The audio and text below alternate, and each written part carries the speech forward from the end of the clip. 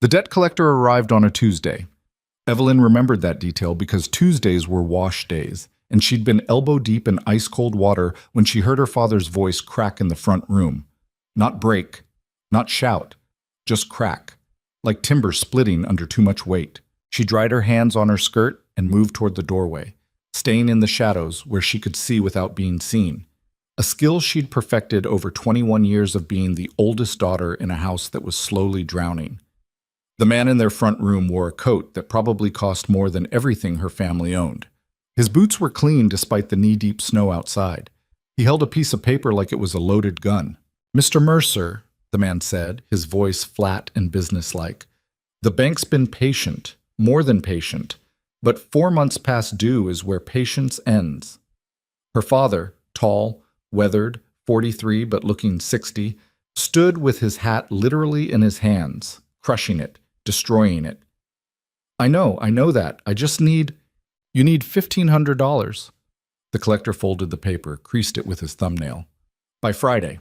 Or the bank takes the homestead, the livestock, and whatever implements we can auction." Evelyn's mother made a sound behind them. Not quite a gasp, not quite a sob. Something worse than both. "There's got to be something," her father said. "Some extension, There's one thing." The room went quiet. Outside, wind threw snow against the windows like handfuls of broken glass. The collector reached into his coat and pulled out a different paper. This one looked older, heavier, official. "Mr. Granger's made an offer." Evelyn felt her stomach drop. Everyone knew that name. You couldn't live in Wyoming territory and not know it. Silas Granger, the man who owned half of Red Canyon and probably wanted the other half. The man people whispered about in church basements and trading posts. The Iron Wolf. Stories about him were everywhere. He'd killed 17 men in a range war before he was 25. He'd burned out the McGrath family when they tried to dam his water. He rode with a rifle across his saddle and never smiled, never showed mercy, never lost. Some people said he'd made a deal with something dark during the frontier wars. Others said he was just mean all the way through, the kind of mean that came from being born under a bad star. Either way, you didn't want Silas Granger's attention. "What kind of offer?" Her father's voice was barely a whisper. The collector unfolded the paper. "He'll clear your debt, all of it, plus 500 in cash, livestock to replace what you lost in the blizzards, seed for spring." "In exchange for what?" The collector's eyes flicked toward the doorway where Evelyn stood. She felt her blood turn to ice water. "Your daughter," he said, "in marriage." Her mother's cry was immediate and sharp. Her father started to speak, stopped, started again. "You can't. He can't. Mr. Granger's been clear. He needs a wife. Your daughter's of age, unmarried, healthy. He's offering fair compensation." "Compensation?" Evelyn stepped into the room before she could stop herself. "I'm not cattle." The collector looked at her properly for the first time. His expression didn't change. "No, miss. You're the solution to your family's survival. Mr. Granger's terms are generous. Refuse, and you're all on the street by Saturday." "There has to be another way," her father said, but his voice had already given up. There wasn't another way. Evelyn knew it. Her parents knew it. The collector knew it. The winter of 1878 had been brutal beyond memory. Blizzards starting in October, coming one after another like waves trying to drown the whole territory. Their cattle had frozen or starved. The few crops they'd managed to store had been destroyed when the roof of the grain shed collapsed under snow weight. They'd been eating potato soup and prayers for 2 months. Other families were in the same situation. The Hendersons had lost everything and left for California. The Yates family was living in their barn because they'd burned their furniture to stay warm. Death was everywhere that winter, quiet and patient and inevitable, unless you made a deal. "When?" Evelyn heard herself ask. "Evelyn, no," her mother started. "When does he want an answer?" The collector checked his pocket watch. "Mr. Granger's men will arrive at 8 o'clock tonight. If you're ready to go with them, the debt's cleared immediately. If not," he let the silence finish the sentence. 8 o'clock. 4 hours away. Her father was crying now, silently, tears cutting tracks through the weathered lines of his face. "Baby girl, I can't let you do this." But he could. He would. They both knew it. Because the alternative was watching her 2 younger brothers starve. watching her parents lose the land her grandfather had died defending during the Indian Wars, watching everything her family had built for 3 generations get auctioned off to pay debts they'd never be able to climb out from under. One daughter, or all of them? The mathematics of survival were that simple and that terrible. "I'll need time to pack," Evelyn said quietly.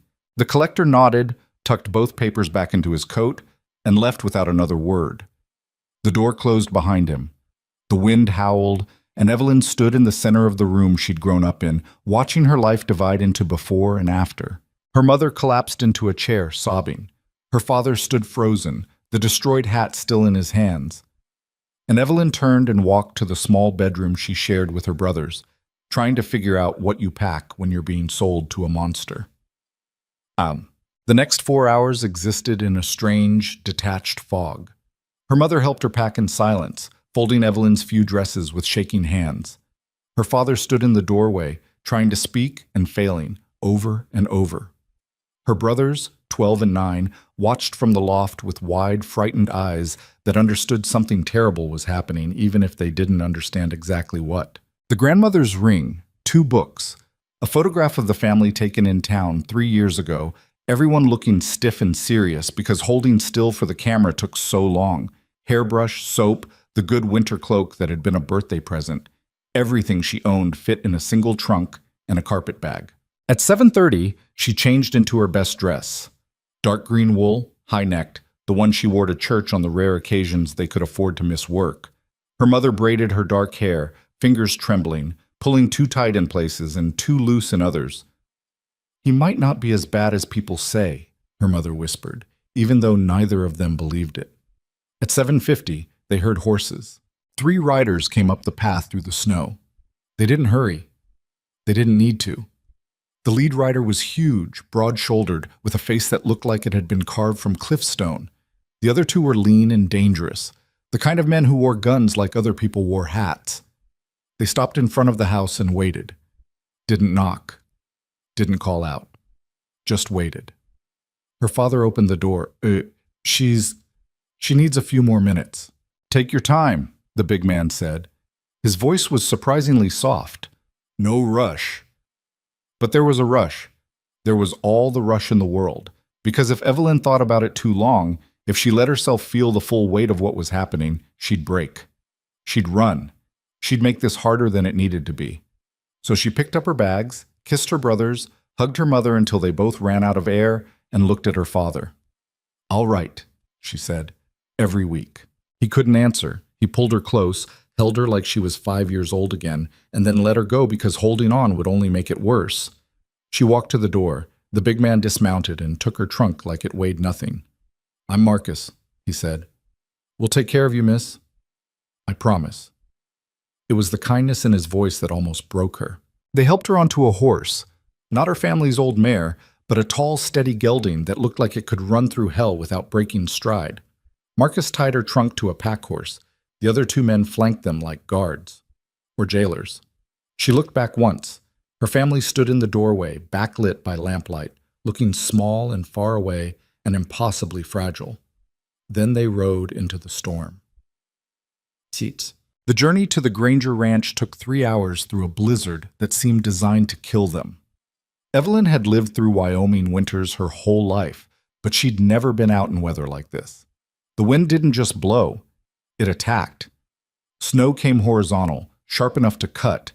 Cold seeped through her cloak, her dress, her skin, settling somewhere deep in her bones. The men didn't talk. They rode in formation, Marcus in front, the other 2 on either side of her. Professional, protective. Like they'd done this before. She wanted to ask questions. Where exactly was the ranch? How big was it? What was Silas Granger actually like? But the wind stole any attempt at conversation, and part of her was terrified of the answers anyway. Instead, she held on, watched the dark shapes of mountains rise around them, and tried not to think about what happened to girls who got sold to men like the Iron Wolf. After what felt like forever but was probably closer to 2 hours, the wind changed. They crested a ridge, dropped into a valley, and suddenly the worst of the storm was behind them. The snow still fell, but softer. The cold was still brutal, but survivable. And in the distance, she saw lights. The Granger Ranch. It was bigger than she'd imagined.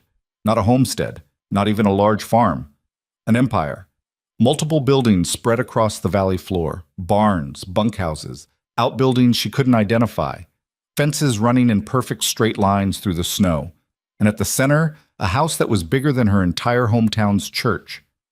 Fear spiked fresh and sharp in her chest. They rode through a gate, actual iron gates, the kind rich people in Denver had, and into the main yard. The house loomed ahead, 2 stories of dark wood and stone that looked like it had been built to withstand war. Marcus dismounted first. "Almost there, miss. Just a few more minutes." The front door opened. Evelyn's breath caught.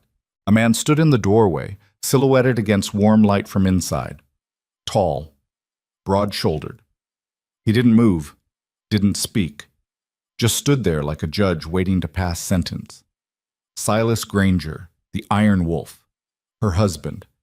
She dismounted without help, her legs shaking from cold and fear and exhaustion. Marcus brought her trunk. The other men took the horses toward a barn, and Evelyn stood in the snow, bags in hand, staring at the man who now owned her life. He stepped forward into the lamplight spilling from the door. He was younger than she'd expected. Maybe 30, maybe a little less. Dark hair, dark eyes, a face that looked like it had forgotten how to smile years ago.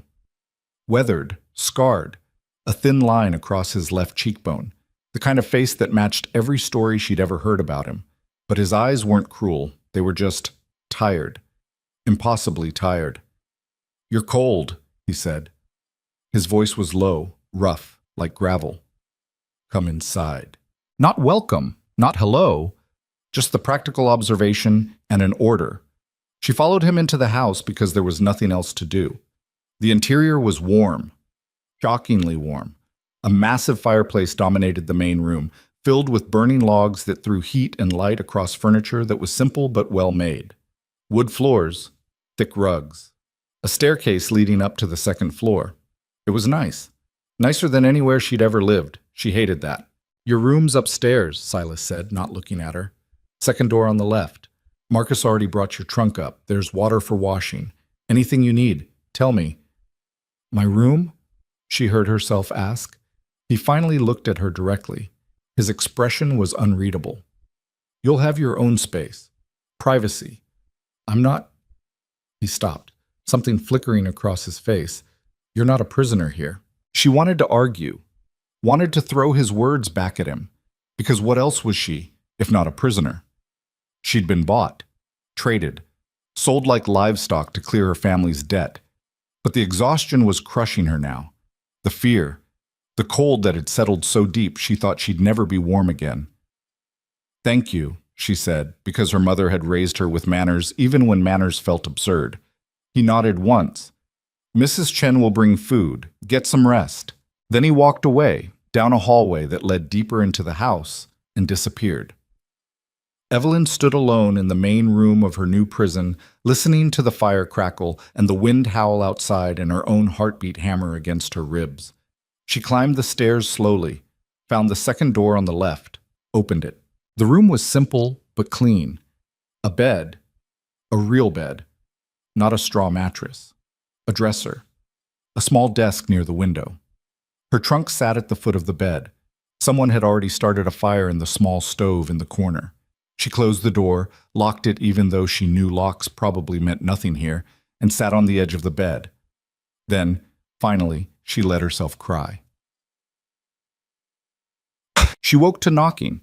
For a disoriented moment, she thought she was home, that the last 12 hours had been a nightmare, that she'd wake up to her mother's voice calling her to help with breakfast.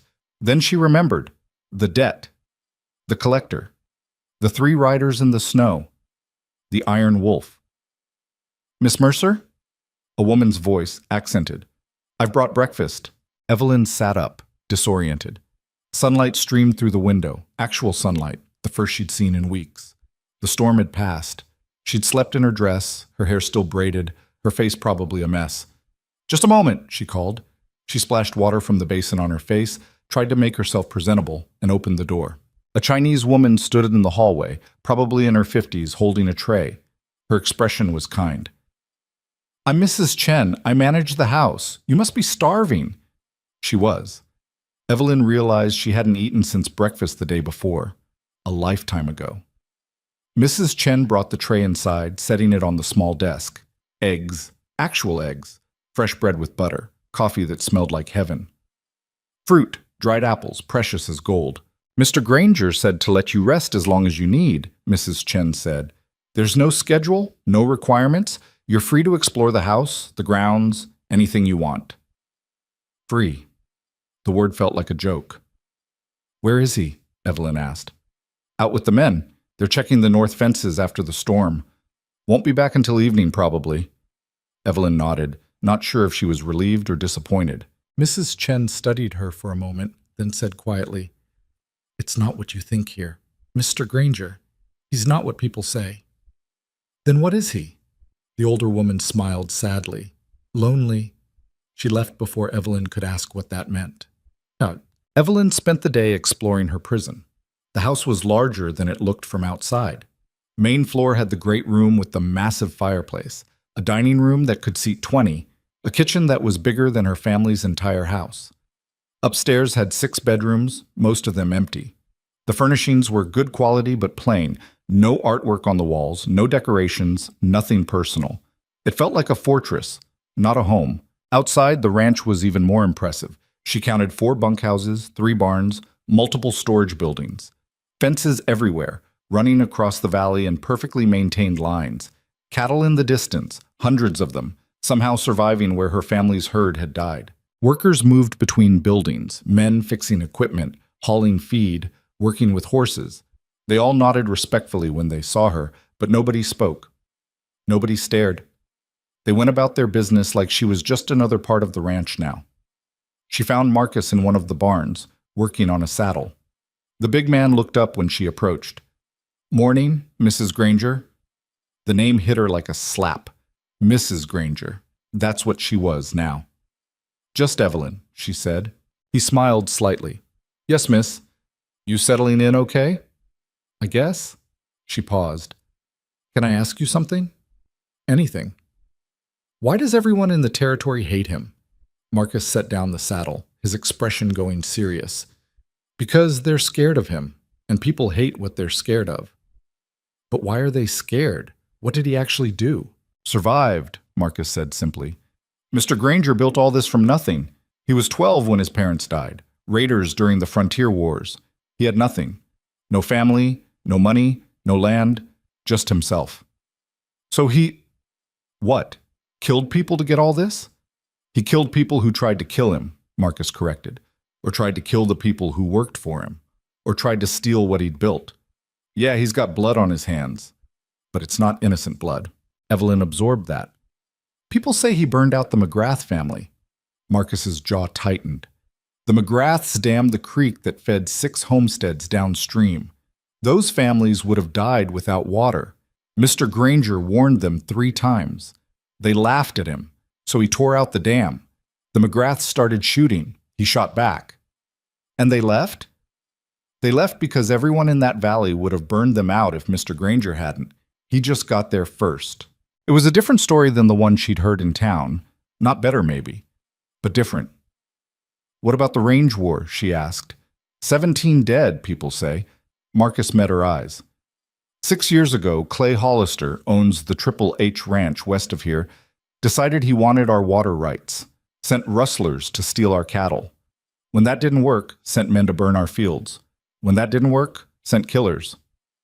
And Mr. Granger killed them instead. Marcus's voice was flat. All of them. Made it real clear that anyone who came after us would leave in a pine box. That's war, Marcus finished. That's war, not murder. War. And we won. Evelyn left the barn feeling more confused than before. Silas Granger returned at dusk, riding in with a dozen men, all of them covered in snow and exhaustion. She watched from the upstairs window as they dismounted, handed off horses, and scattered to various buildings.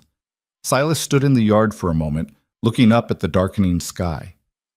Even from a distance, she could see the weight in his shoulders. The way he moved like every step cost him something. Then he turned and walked toward the house. She heard the front door open and close. Heavy footsteps. Then nothing. Mrs. Chen knocked 20 minutes later. "Dinner's ready. Mr. Granger asks if you'll join him." It wasn't really a request. Evelyn went downstairs. The dining room was set for two, which somehow felt more intimate than sharing the massive table. Silas stood when she entered. She hadn't expected that. Manners from a man everyone called a monster.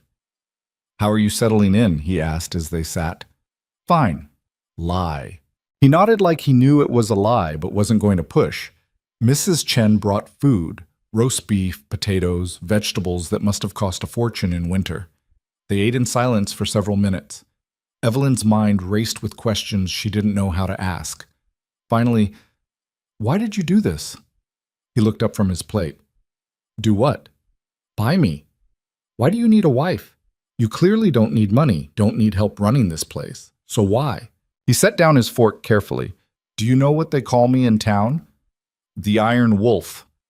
"Yeah, the Iron Wolf, the monster, the killer, the man you cross the street to avoid." His voice was even, but something sharp underneath. "Been called that for 6 years, and you know what happens when everyone treats you like a monster?" She waited. "Eventually, you start becoming one." He picked up his fork again. "I needed proof that I'm not what they think, that I can be something besides the man who kills people, that I can have a normal life like anyone else. So I'm proof. Evidence that you're not a monster?" "You're a chance," he corrected, "for both of us. Your family gets to survive. You get security, safety, and everything you need. I get to be something other than feared. And if I don't want to be your chance?" He met her eyes. "You have your own room, your own space. I won't touch you unless you want me to. You can leave any time you want. I'll give you enough money to start over anywhere. You're not a prisoner here, Evelyn. You're my wife on paper, but that's all until you decide otherwise." She stared at him. "I don't understand you." "Good," he said. "That means you're not seeing what everyone else sees." They finished dinner in silence. Afterward, Silas retreated to wherever he went in the house. Evelyn returned to her room and lay awake for hours, listening to the wind and trying to figure out whether she'd been rescued or trapped. The next morning, she found him in the barn. He was working on a gate hinge, hands covered in grease, completely focused on the task. She watched him for a moment before speaking.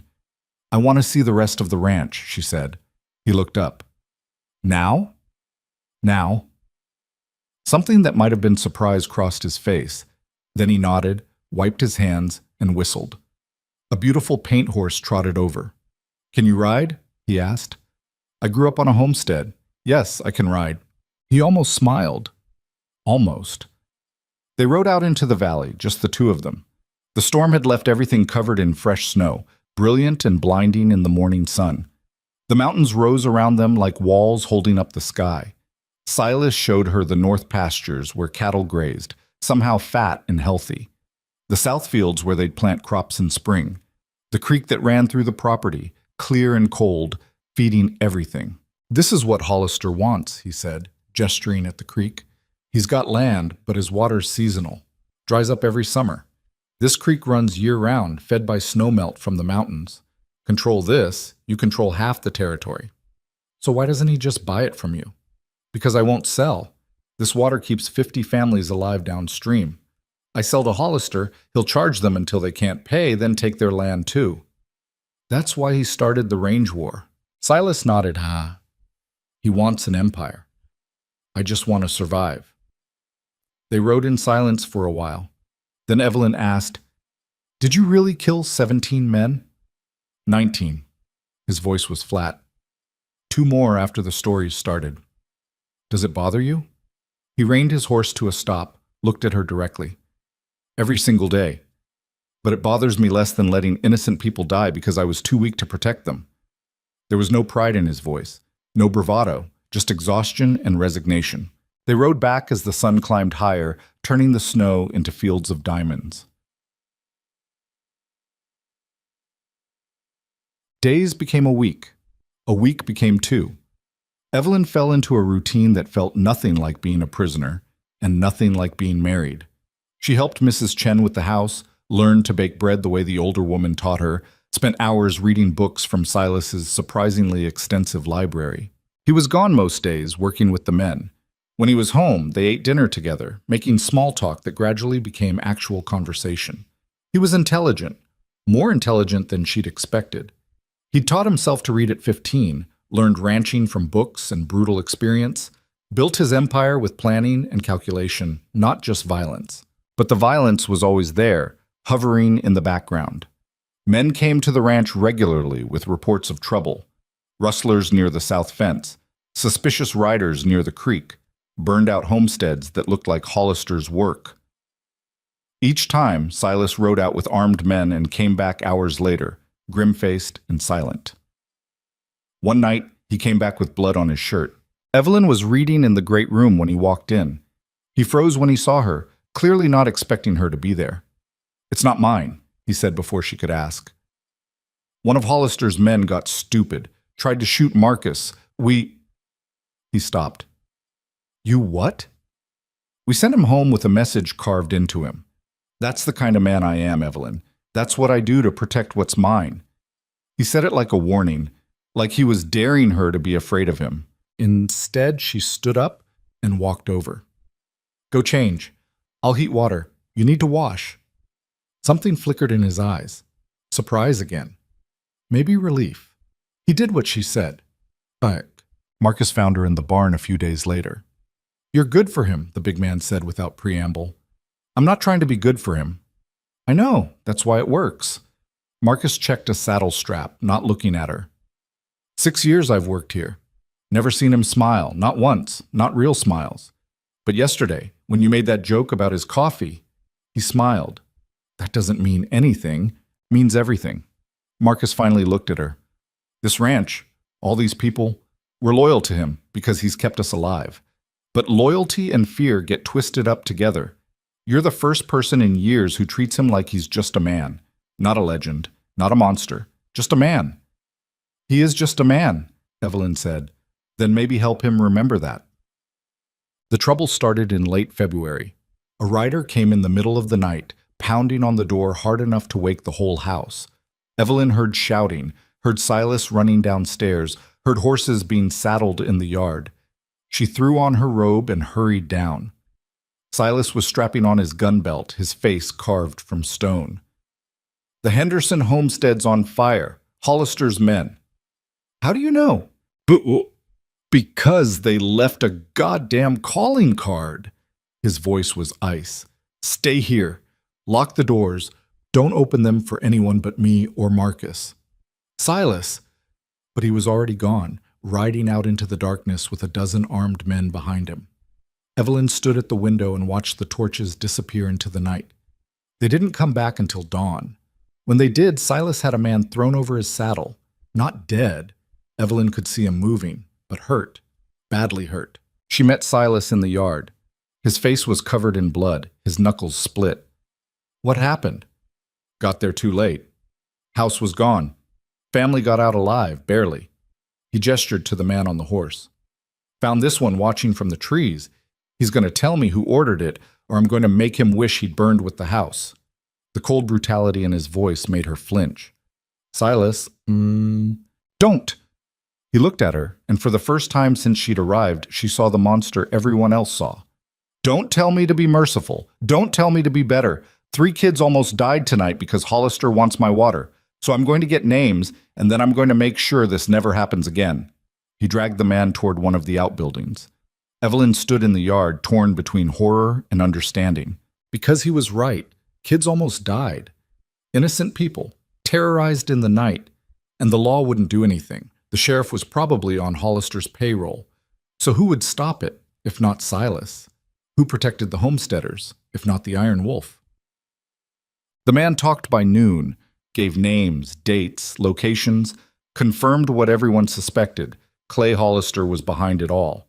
Trying to drive settlers off the land, kill the competition, force Silas into a fight that would destroy him one way or another. Silas gathered his men in the yard, 20 of them, armed and angry. "We ride to the Triple H," he said. "We end this." Evelyn pushed through the crowd. "And then what? You kill Hollister, and you become exactly what everyone says you are. The territory will hang you. Better than letting him burn innocent families. There has to be another way." "There isn't." He looked at her, something desperate in his eyes. "This is what I do, Evelyn. This is who I am. I told you that." "No," she said. "This is who you've been forced to be. But it doesn't have to be who you are." "What's the difference?" She grabbed his arm. "The difference is that everyone expects you to ride over there and start a war. Everyone's waiting for the Iron Wolf to finally become the monster they've always said you were. So don't give them that. Be something they can't predict." "Like what?" "Like smart." It took 3 days to put the plan together. Evelyn sent word to every homesteader who'd been hurt by Hollister's schemes. Every family that had lost cattle, lost water, lost buildings to mysterious fires. Marcus rode to town and talked to people quietly, carefully, building a list of complaints. Mrs. Chen talked to other ranch wives, gathering stories. The men went through property records, looking for proof of Hollister's shady land deals. Silas resisted at first. "This is fantasy. You think pieces of paper will stop a man like Hollister?" "I think public exposure will. He operates in shadows. Force him into light. And if it doesn't work, then you can have your war. But try this first." He stared at her for a long moment, then nodded. Message. They gathered everyone in town on a Saturday. The meeting hall was packed. Homesteaders, ranchers, merchants. Everyone curious about why Silas Granger had called a public meeting instead of just shooting his problems away. Hollister was there too, sitting in the back with his men, smirking like he'd already won. Evelyn stood at the front with Silas. Her hands were shaking, but her voice was steady. "We've all heard stories about the violence in Red Canyon," she started. "About the range war. About burned homesteads and stolen cattle and men who disappeared. Everyone's been blaming Silas Granger, calling him a monster, saying he's out of control." Hollister's smirk widened. "But what if the real monster is someone else?" Evelyn pulled out the first document. "The Martinez family lost their cattle in October. They thought it was rustlers, but we found bills of sale. Their cattle sold in Denver under false brands. Sold by Triple H ranch hands." Murmuring in the crowd. "The creek that dried up on the Johnson property. Someone dammed it upstream. On Triple H land. The barn fire at the Henderson place. 3 witnesses saw Triple H riders leaving the area." The murmuring got louder. Evelyn laid out document after document, witness after witness. A pattern of harassment, intimidation, and violence all pointing back to Clay Hollister. The rancher's smirk disappeared. He stood. "This is slander. Lies from a desperate man." "Then explain these." Silas stepped forward, holding up a different stack of papers. "Property records showing you've been buying up homesteads for pennies after the families mysteriously left. Bank records showing payments to the sheriff's office. Letters from your foreman detailing every illegal act you ordered." "Where did you get those?" Hollister's face was red now. "From your foreman. Turns out he kept copies of everything. Insurance, in case you decided to make him disappear too." The crowd turned on Hollister like a wave. Angry voices, accusations, people who'd lost everything suddenly understanding who was really responsible. The sheriff tried to step in. "Now everyone calm down." But someone shouted, "You're on his payroll." And suddenly the sheriff was the enemy too. Hollister saw it happening, saw his empire crumbling, and did exactly what cornered animals do. He drew his gun. "None of this matters if you're dead, Granger," he snarled. Silas didn't move, didn't reach for his weapon, just stood there, staring Hollister down. The entire room held its breath. Then Evelyn stepped between them. "Go ahead," she said quietly. "Shoot him in front of everyone. Prove you're exactly what we said you are. Murder him in cold blood with 100 witnesses. See how that works out for you." Hollister's hand shook.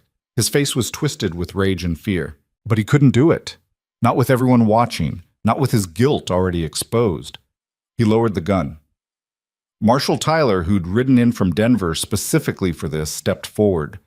"Clay Hollister, you're under arrest for arson, attempted murder, fraud, and conspiracy."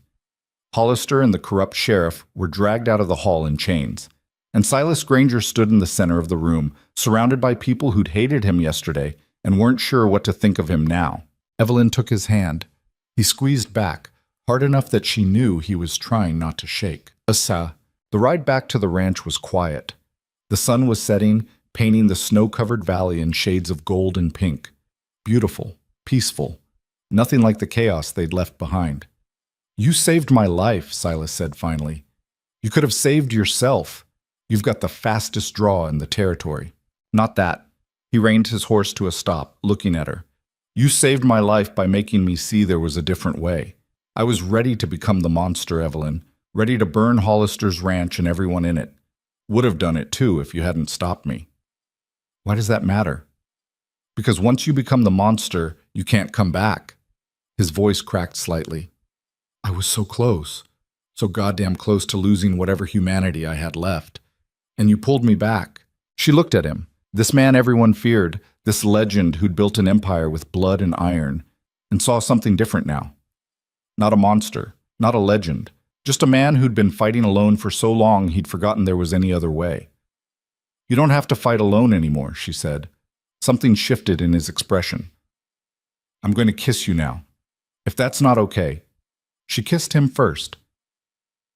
Ichi. When they got back to the ranch, the workers were waiting in the yard. News had traveled fast. They knew what had happened in town. Marcus was grinning. "Heard you talk down Hollister without firing a shot." "Evelyn did," Silas said. "We did," Evelyn corrected. The men cheered, actual cheers, not the dutiful kind. Genuine relief and joy. Because, for the first time in 6 years, the war was over. That night, Evelyn moved her things into Silas's room. Not because she had to. Not because anyone expected it. Because she wanted to. They lay in bed together, his arm around her, listening to the wind outside. "What happens now?" she asked. "We build something," he said. "Not an empire, not a fortress, just a home, a life, something worth surviving for. I can work with that." He pulled her closer. "I love you. Don't know when it happened. Maybe the first time you argued with me. Maybe when you stepped in front of Hollister's gun, but I do." "I love you too," she said, "even though you're terrible at making coffee." He laughed, actually laughed, and Evelyn Granger, not Mercer anymore, but Granger, fell asleep in the arms of the man the territory called a monster, knowing the truth that nobody else had bothered to learn. Sometimes legends are just lonely men trying to survive. And sometimes love is the only thing strong enough to save them. Spring came to Red Canyon like a reluctant promise, melting snow in patches, but leaving frozen ground that made everyone nervous about whether crops would take. Evelyn stood at the kitchen window, watching the morning sun turn the remaining snowfields into something that looked almost hopeful, though she knew better than to trust Wyoming weather. Behind her, Silas was arguing with Marcus about fence lines and calving schedules, their voices carrying that particular tone men used when they were both right and both stubborn. She smiled despite herself. 2 months ago, she would have been terrified by any raised voice in this house. Now she just refilled their coffee and let them work it out. "The north pasture's still too wet," Marcus was saying. "We move the herd up there now. We'll lose calves in the mud. And if we wait another week, we lose grazing time we can't afford to lose," Silas countered. "Henderson's families are depending on our surplus to get through summer." That was the thing about Silas that kept surprising her. He could have been purely practical, purely focused on profit. Instead, he carried the weight of 50 homesteading families on his shoulders like it was his personal responsibility to keep them all alive. "Split the difference," Evelyn said without turning around. "Move half the herd now, half next week. Worst case, you've only got half the problem." Silence behind her. Then Marcus laughed. "She's smarter than both of us." "I know," Silas said quietly, and there was something in his voice that made her turn around. He was looking at her the way he'd started looking at her lately, like she was the solution to problems he hadn't even known he had. It still made her chest tight, that look. Still made her feel like maybe she'd found something in this frozen corner of the territory that resembled actual happiness. Marcus cleared his throat. "I'll get the men started, half and half." He grabbed his hat and left, but not before shooting Evelyn a knowing grin. Silas stood up, crossed the kitchen, and pulled her close. "You're making me soft." "You needed softening." "That's what I'm afraid of." But he was smiling when he said it, that rare smile that only appeared when they were alone. A knock interrupted them. One of the ranch hands, a kid named Tommy, who couldn't be more than 18, stood in the doorway looking nervous. "Mr. Granger, sir, got a rider coming in from town. Says it's urgent. The smile disappeared from Silas's face like it had never existed. That was the thing about peace. It was always temporary, always fragile. The writer turned out to be James Morrison, who ran the general store in town. He dismounted in the yard looking like he'd aged 10 years overnight. Clay Hollister escaped, he said without preamble. Broke out of the jail in Denver 2 days ago. Killed a guard doing it. Evelyn felt the blood drain from her face. Silas went absolutely still beside her, the kind of stillness that preceded violence. How? Silas's voice was flat. Had help. His brother probably. Thomas Hollister showed up in Denver the day before, and now he's gone too. Morrison twisted his hat in his hands. Marshal Tyler sent word. Said to warn you specifically. Said Hollister was making threats before he escaped. About you. About your wife. Evelyn's stomach dropped. Get inside, Silas said to her. No. Evelyn. No. She stood her ground even though her knees wanted to buckle. We're not doing this. You're not shutting me out because of threats. He wants to kill you to hurt me. That's different than what? Than the range war? Than burned homesteads? Than all the other violence you've been dealing with since you were 12? She grabbed his arm. I'm not hiding while you handle this alone. That's not how this works anymore. Something flickered in his eyes. Fear, maybe. Or respect. Possibly both. Marcus had appeared in the yard along with half a dozen other men. They all had the same expression, hard, ready, waiting for orders. Double the watch, Silas said. Nobody goes anywhere alone.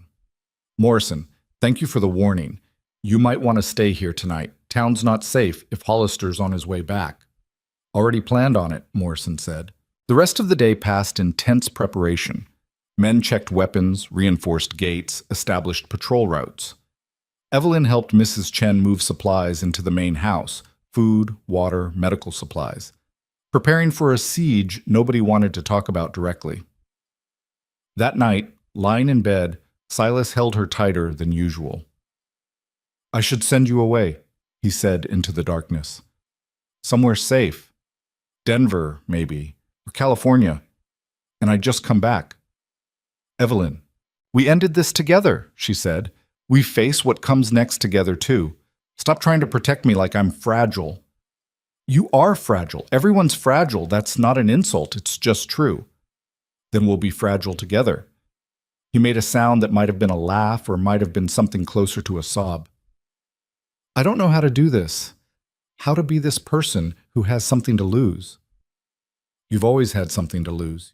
You just pretended you didn't. He didn't answer, but his arms tightened around her, and they lay awake listening to the wind and the guards making their rounds outside. 3 days passed with no sign of Hollister. Then a week. Then 2. The tension started to ease slightly. People began to wonder if maybe Hollister had run for Mexico or California instead of coming back to Red Canyon. Maybe the threats had been empty. Maybe they'd gotten lucky. Evelyn almost believed it until she rode into town with Marcus to pick up supplies and saw the way people were looking at her. Not hostile, not scared, something worse. Pitying. What's going on? She asked Marcus quietly. The big man's jaw was tight. Don't know yet, but something's wrong. They found out at the general store. Morrison looked sick when they walked in, and there were 3 other townspeople there who all suddenly found reasons to leave. What? Evelyn demanded. Morrison pulled out a piece of paper from under his counter. This was posted on the church door this morning. Same ones up at the saloon, the bank, the post office. Evelyn took the paper with shaking hands. It was a wanted poster, but not for Clay Hollister. For Silas Granger. Wanted for murder, arson, theft, and conspiracy. $5,000 reward. Signed by a judge in Cheyenne she'd never heard of. It's fake, Marcus said immediately. Has to be. We cleared him. Everyone knows. Thomas Hollister is the judge in Cheyenne, Morrison said quietly. Clay's older brother.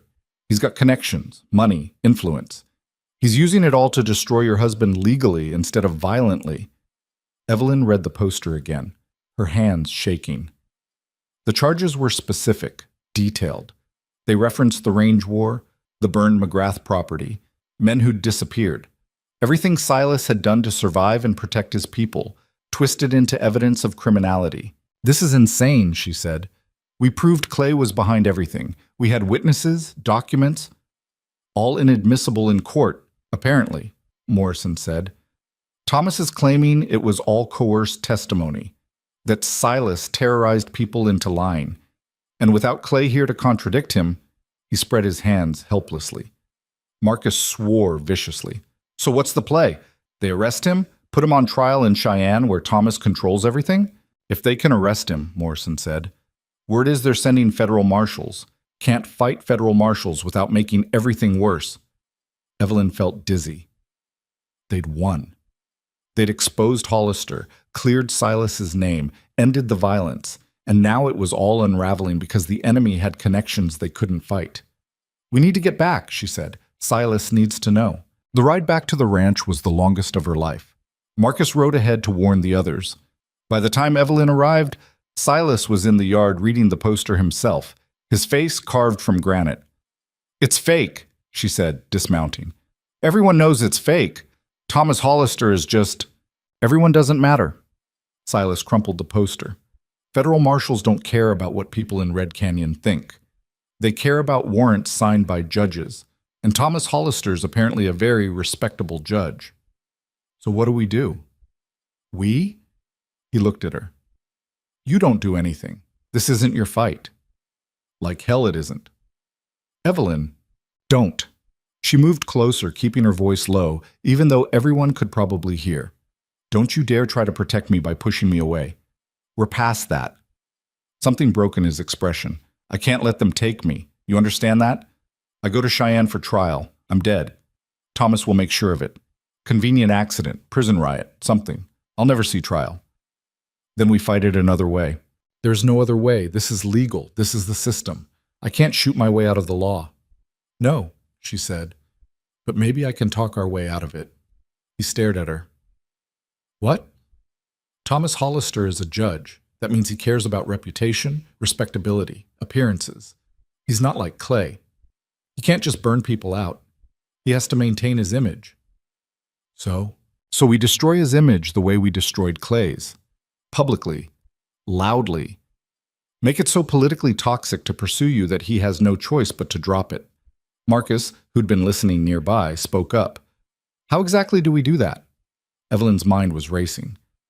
We get proof that Thomas is abusing his position for revenge. We find everyone he's screwed over in his career. We bring them forward. We make so much noise that Washington can't ignore it. That would take weeks, Silas said. Maybe months. The marshals could be here tomorrow. Then we buy time. She turned to Marcus. How many ranchers did Silas help during the range war? Dozens. Why? Because they owe him, and it's time to call in those debts.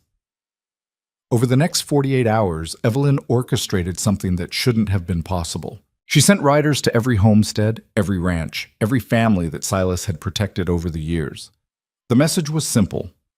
Come to the Granger Ranch, bring everyone, make it public. By the third day, they started arriving. The Martinez family, who'd lost cattle until Silas proved they'd been stolen by Hollister's men. The Johnson family, whose water supply Silas had restored. The Hendersons, whose lives he'd saved during the fire. Family after family. Ranch after ranch. Some traveling for 2 days to get there. Mrs. Chen and the other women set up a massive camp in the valley. Men erected temporary shelters. By the end of the week, the Granger Ranch looked like a small town, packed with people who'd come to stand with the man who'd stood with them. It was chaotic and loud and completely impractical.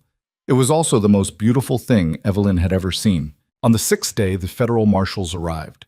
3 of them, grim-faced and official, carrying warrants and authority from Washington. They rode up to the ranch and stopped cold when they saw the crowd.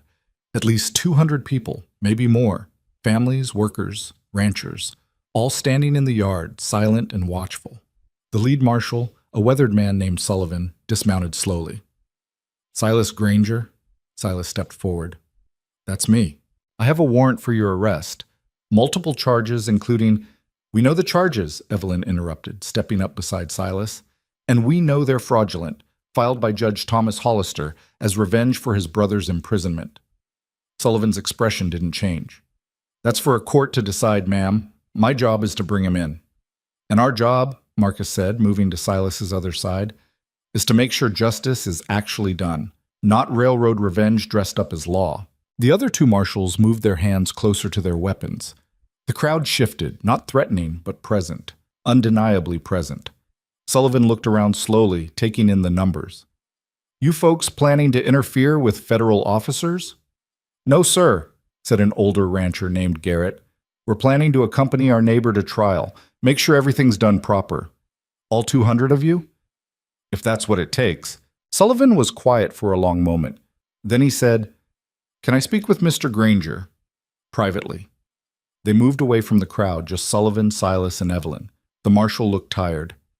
"I'm going to be straight with you," Sullivan said. "This whole thing stinks. I've been a marshal for 20 years, and I know a revenge warrant when I see one. But that doesn't change the fact that I've got orders." "So arrest me," Silas said flatly. "And start a bloodbath?" Sullivan shook his head. "There are at least 50 armed men in that crowd. You think I want to turn this valley red over a warrant I don't even believe in? Then what do you suggest?" "I suggest you come with me voluntarily. No chains, no spectacle. We ride to Cheyenne, you appear before a neutral judge, not Thomas Hollister, and we sort this out properly, with lawyers and evidence and due process." "He'll be killed before trial," Evelyn said. "Thomas Hollister will make sure of it." "Not if I'm there every step of the way," Sullivan said. "Not if we make it public, official, impossible to sweep under the rug. And especially not if all these people follow us to Cheyenne and camp outside the courthouse." Silas looked at Evelyn. "That's weeks away from the ranch. Calving season, planting." "Marcus can handle it," she said, "and I'm coming with you." "Evelyn, don't even try." She took his hand. "Where you go, I go. That's the deal." Sullivan looked between them, something like respect in his eyes. "Your wife's a hell of a strategist, Mr. Granger." "I know," Silas said quietly. They left 2 days later. Silas and Evelyn rode with the three marshals, while behind them came a caravan of supporters that looked more like a migration than a trial delegation. Wagons, horses, families who'd closed up their homesteads to make this journey. The whole territory was talking about it by the time they reached the first town. Word spread ahead of them like wildfire. The Iron Wolf going to trial. His wife leading an army of settlers to defend him. The Hollister brothers trying to destroy him with legal warfare. People came out to watch them pass, some with hostility, many with curiosity, a few with respect. At night, they camped together, the massive caravan creating temporary towns wherever they stopped. Evelyn found herself sitting around fires with families she barely knew, listening to stories about Silas she'd never heard. The Williams family, who'd been starving until Silas hired the father as a ranch hand and paid him in advance for 6 months. The Chen family, Mrs. Chen's brother it turned out, who'd been driven out by racist miners until Silas personally escorted them back and made it clear anyone who touched them would answer to him. Story after story. Not of a monster, but of a man who'd used his strength to protect people who had none. "He saved my daughter," an older woman told Evelyn one night. "She was 16 working at the saloon in town. Some men got rough. Silas was there for supplies, heard her screaming. She paused. "Let's just say those men left town that night and never came back. And my girl got a job at his ranch, safe and paid fair." "He never told me that," Evelyn said softly. "He wouldn't. That's not who he is." The woman smiled. "But you know that by now, don't you?" "Yeah," Evelyn said.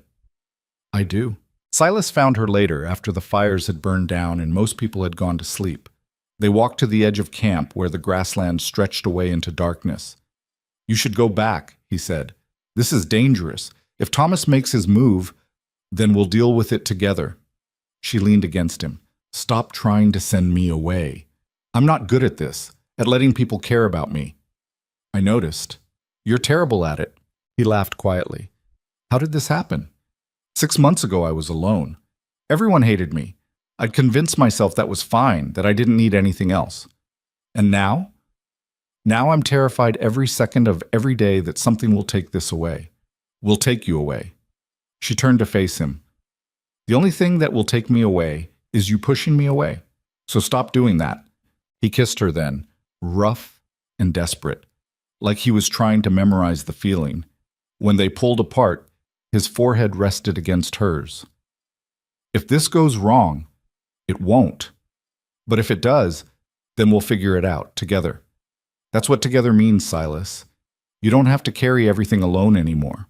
They reached Cheyenne 12 days after leaving Red Canyon.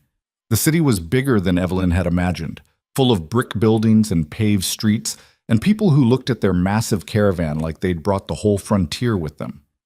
Which, in a way, they had. Sullivan had sent word ahead, so by the time they arrived, the situation was already complicated. Thomas Hollister had expected to quietly arrest his brother's enemy and make him disappear. Instead, he was facing a public spectacle with federal marshals who weren't cooperating and hundreds of witnesses. The neutral Judge Sullivan had promised turned out to be a stern woman named Margaret Blackwood, who looked like she took precisely zero nonsense from anyone. She set a preliminary hearing for 3 days out, which gave Evelyn exactly that long to build her case. She spent those 3 days doing what she'd done in Red Canyon, gathering evidence, finding witnesses, building a narrative that was stronger than Thomas Hollister's lies. But this time, she had help. The families who'd traveled with them scattered through Cheyenne talking to lawyers, newspapermen, anyone who would listen. Marcus coordinated them like a general organizing troops, making sure their message stayed consistent. The message was simple. Silas Granger was a scapegoat for the crimes of the Hollister family.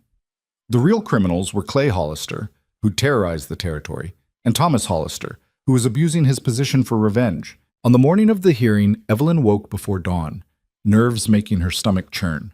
Silas was already awake, sitting by the window of their hotel room, staring out at the street below. "Can't sleep either?" she asked. "Keeps running through my head, all the ways this could go wrong." "Then let me tell you how it goes right." She moved to sit beside him. "We go in there. We tell the truth. Judge Blackwood sees through Thomas's scheme. Justice actually works for once. And if it doesn't, then we fight harder. But I believe in this, Silas. I believe in you, and so do 200 other people waiting outside that courthouse." He took her hand. "Whatever happens today, I want you to know." Don't talk like you're saying goodbye. This isn't goodbye. I know, I love you, even if I'm terrible at showing it. You show it every day. You just don't realize it." The courthouse was packed by the time they arrived. Every seat filled, people standing along the walls, more crowding the hallway outside. Thomas Hollister sat at the prosecutor's table looking furious and trapped. His lawyers looked expensive and nervous. Judge Blackwood entered, and the room went silent. "This is a preliminary hearing to determine if charges against Silas Granger have sufficient merit to proceed to trial," she said, her voice carrying authority. "Mr. Hollister, you may present your case." Thomas stood, and for the next hour he laid out every terrible thing Silas had ever done. The men killed in the range war. The McGrath property burned. Cattle rustlers who'd disappeared. He made it sound damning, inevitable, obvious. And Evelyn felt her heart sink because it was true. Silas had done those things. The question was whether they were crimes or survival. When Thomas finished, Judge Blackwood looked at Silas. "Do you dispute these actions?" Silas stood. "No, Your Honor. I did all of it," murmuring through the courtroom. Evelyn's stomach dropped. "But," Silas continued, "I did it to protect innocent people from a man trying to steal their land and water. Everything Judge Hollister just described was self-defense, defense of others, or legal response to criminal actions." "That's convenient," Thomas sneered. "No witnesses to contradict you, since you killed or intimidated them all." "Actually," Evelyn said, standing up, "we have plenty of witnesses." Judge Blackwood raised an eyebrow.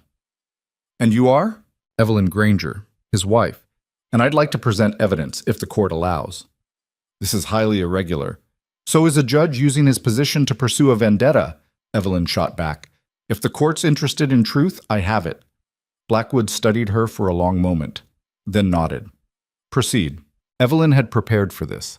She'd spent 3 days building the case, organizing documents, prepping witnesses.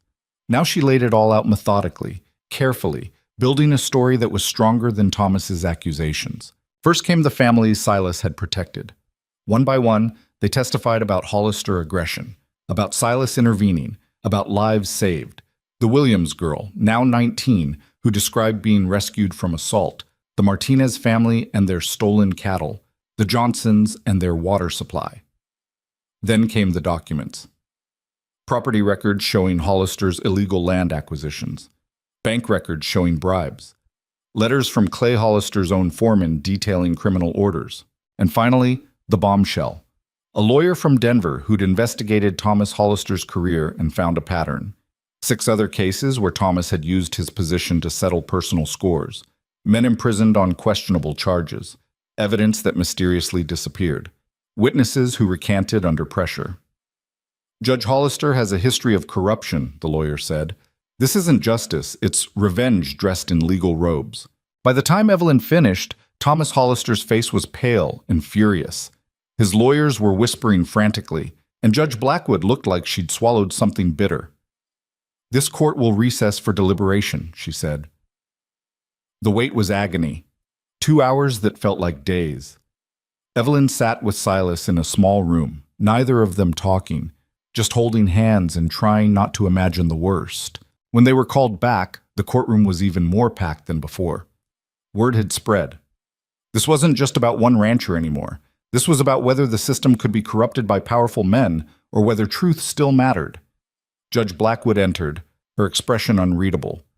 I've reviewed all evidence presented, she said, and I'm dismissing all charges against Silas Granger. The courtroom erupted. Cheers from the settlers, protests from Thomas Hollister's supporters, chaos everywhere. Blackwood slammed her gavel. Furthermore, I'm recommending a full investigation into Judge Thomas Hollister's conduct, and I'm issuing a warrant for Clay Hollister's immediate recapture.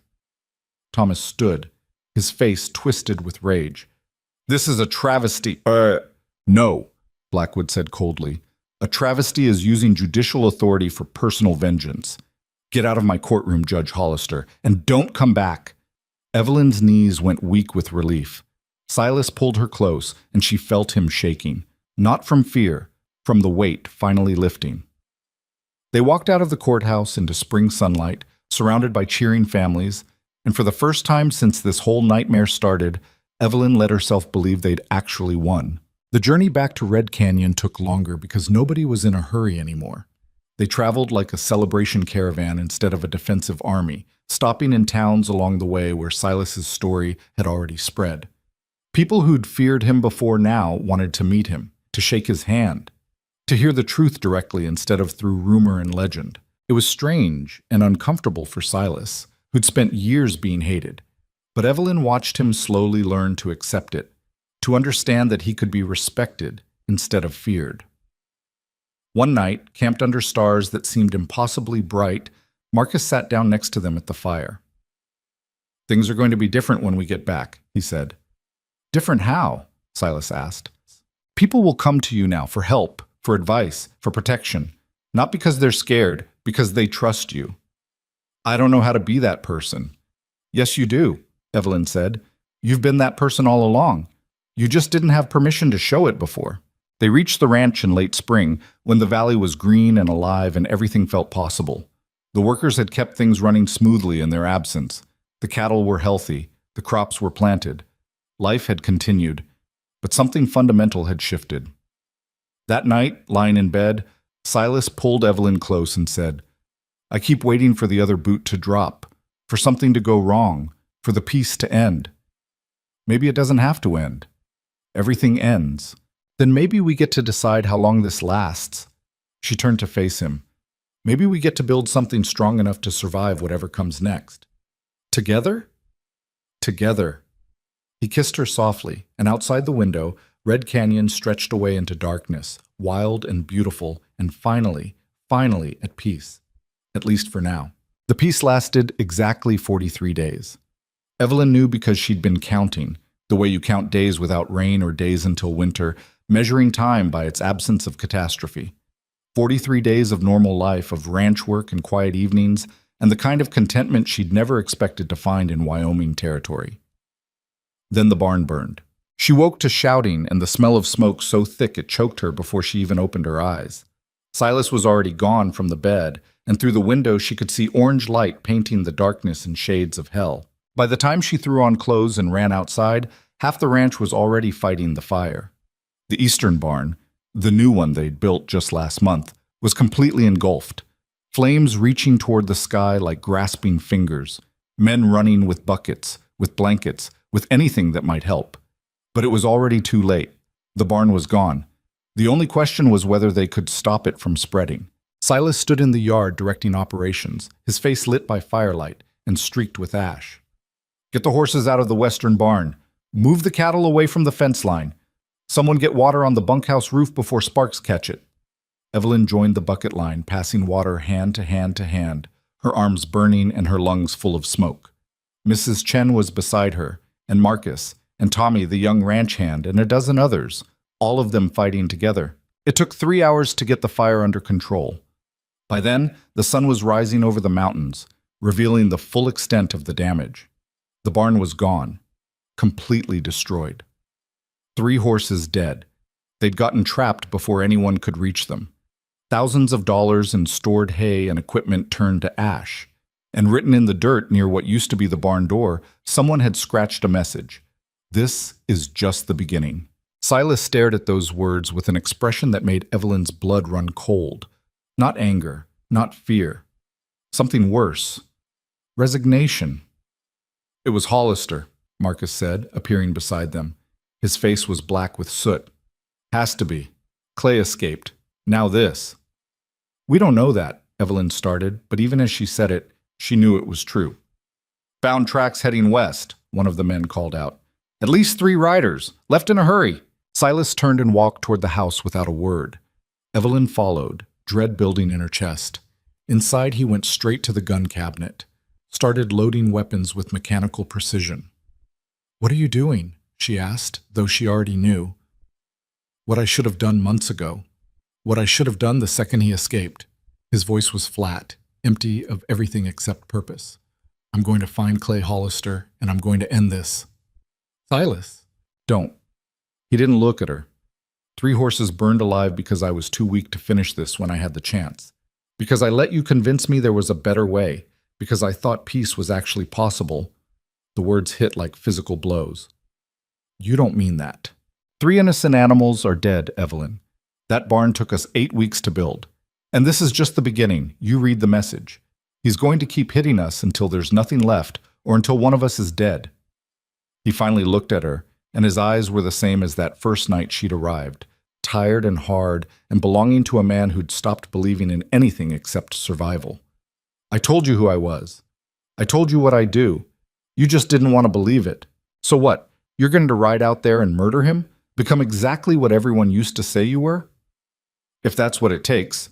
Marcus appeared in the doorway. "Horses are ready. Got 12 men willing to ride."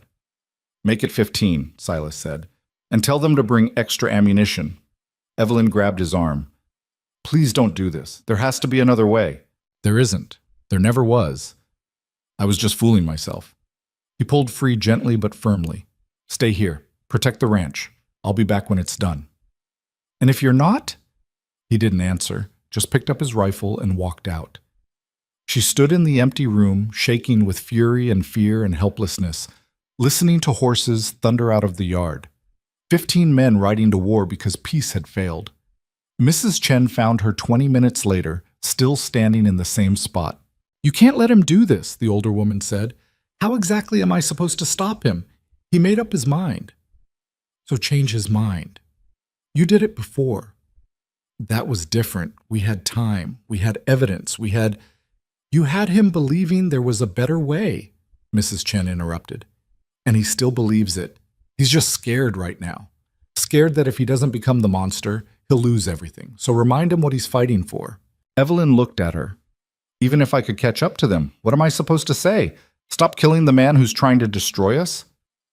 "You say what you've always said, that he's better than this, that being strong doesn't mean being violent, that the Iron Wolf died in that courthouse in Cheyenne, and the man who came back deserves a real life, not more bloodshed. That's a nice speech. It won't stop bullets.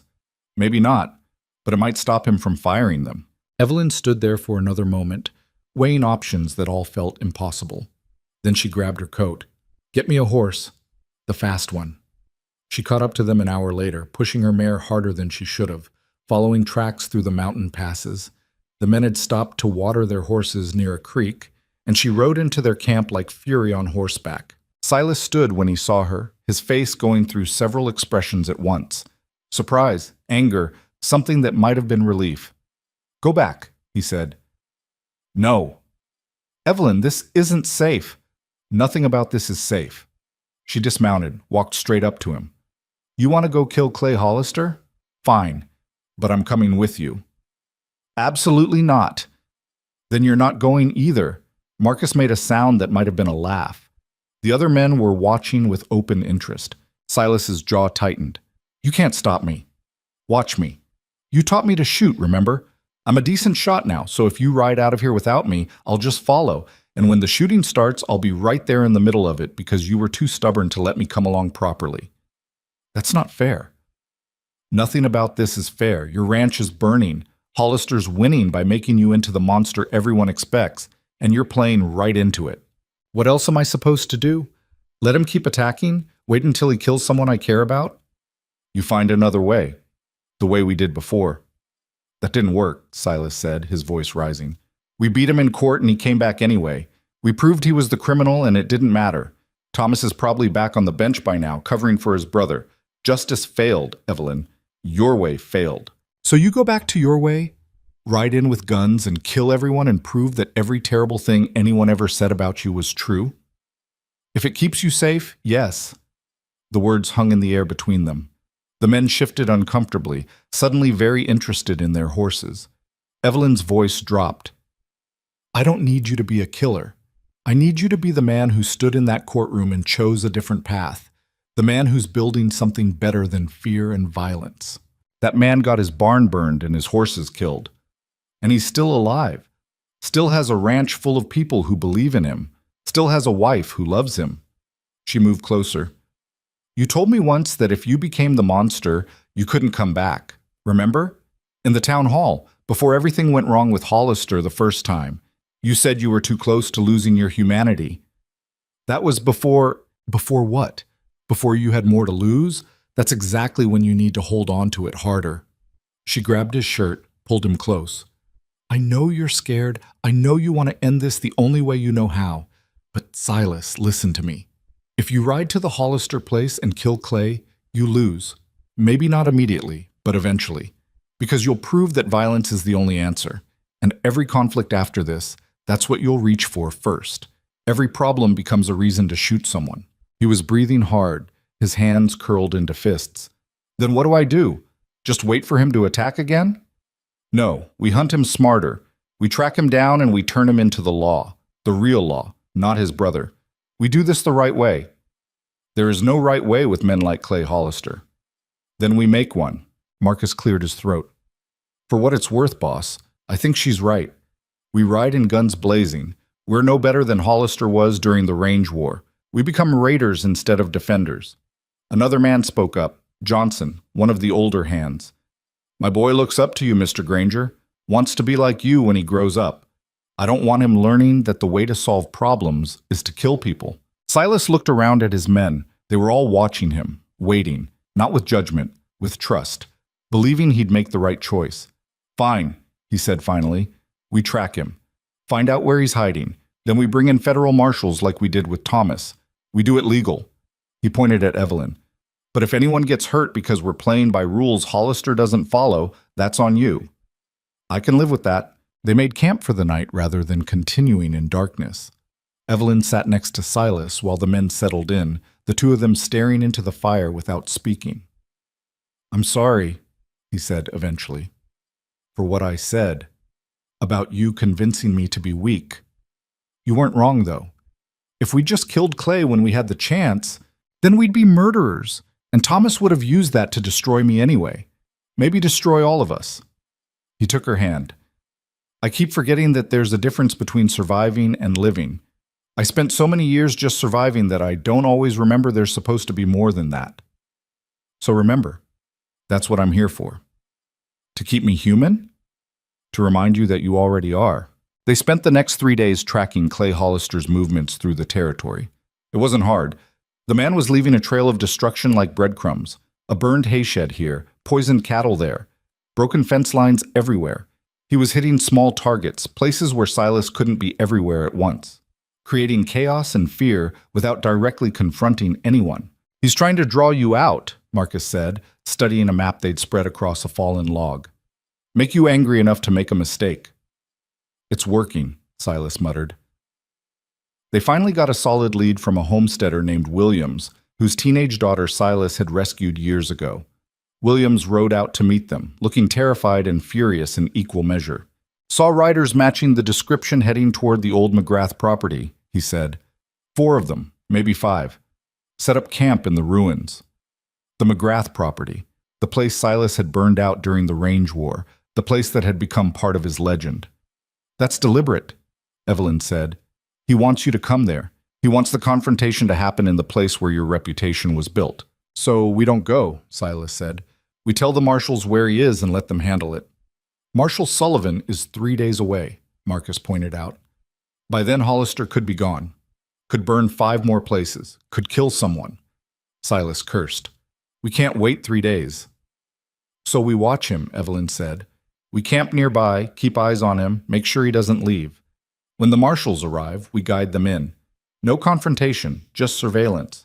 It was a good plan. A smart plan. A plan that should have worked. They reached the McGrath ruins by late afternoon, staying well back in the tree line where they could see without being seen. Sure enough, there was a camp in the valley below. 5 men, horses, supplies. They'd set up in the burned foundation of the old McGrath house like they owned it.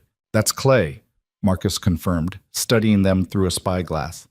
And those other 4 are his brother's men, probably broke out of Denver with him. They settled in to wait, taking shifts watching while the others rested. Evelyn took the evening watch with Silas, the 2 of them lying side by side in the grass, watching the distant campfire. You ever think about leaving? Silas asked quietly. Going somewhere civilized? Somewhere you don't have to worry about your barn burning or your husband getting killed?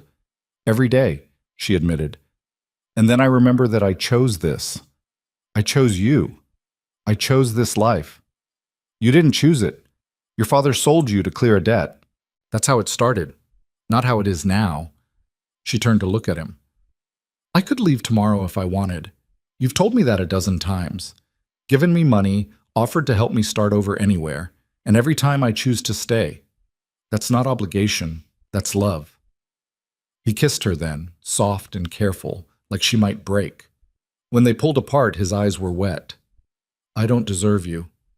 Probably not, but you're stuck with me anyway.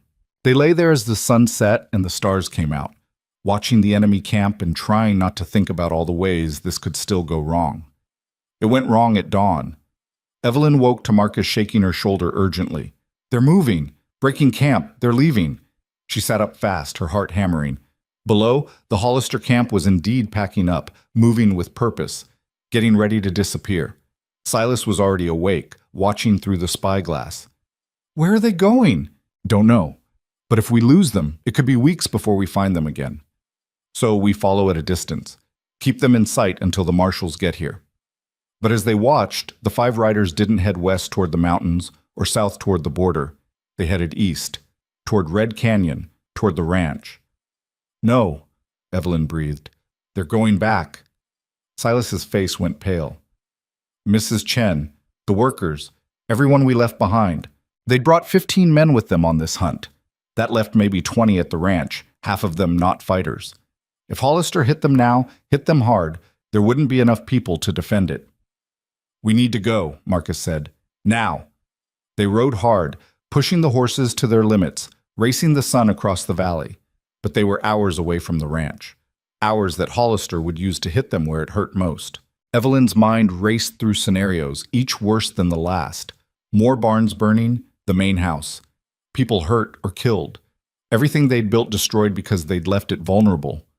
This is my fault, she said as they rode. I'm the one who said to wait for the marshals.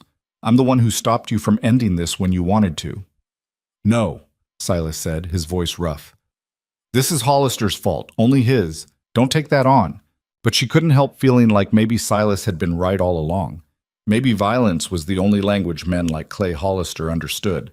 Maybe all her talk about better ways and due process was just naive idealism that got people hurt. They saw the smoke from 5 miles out. Not a barn this time. The main house. Evelyn's heart stopped. Mrs. Chen was in that house. The records, the supplies, everything that made the ranch function. They rode into the yard to chaos.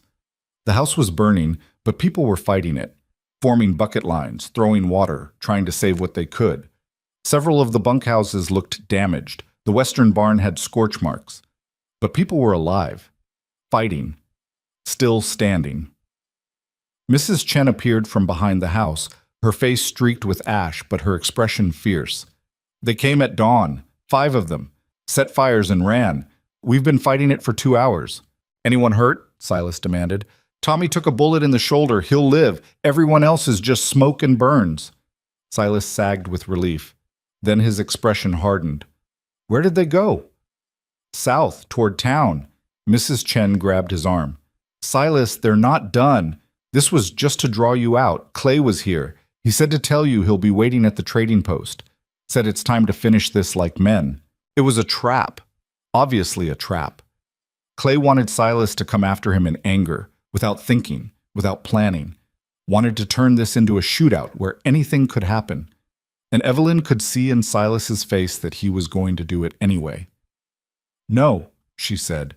This is exactly what he wants. I don't care what he wants. Silas, my home is burning, Evelyn. My people are hurt. I'm done playing by rules that don't apply to him. He turned to Marcus. Get everyone armed. We ride to town. We end this. And then what? Evelyn demanded. You shoot Clay in the street? That makes you a murderer. His brother will use it to destroy everything we built. Thomas is already doing that. At least this way Clay won't be around to help. You're not thinking straight. You're reacting exactly how he wants you to react. Maybe that's what it takes. He was already moving toward his horse. Maybe I was wrong to try to be anything other than what I am. She caught him before he could mount. And what are you? The Iron Wolf, the killer, the monster everyone said I was. No. You're the man who chose mercy in that courthouse. The man who built a community instead of an empire. The man I married because I saw something better in him than violence. That man can't protect you. That man already has, multiple times, by being smart instead of brutal. They were shouting now, right there in the yard with everyone watching.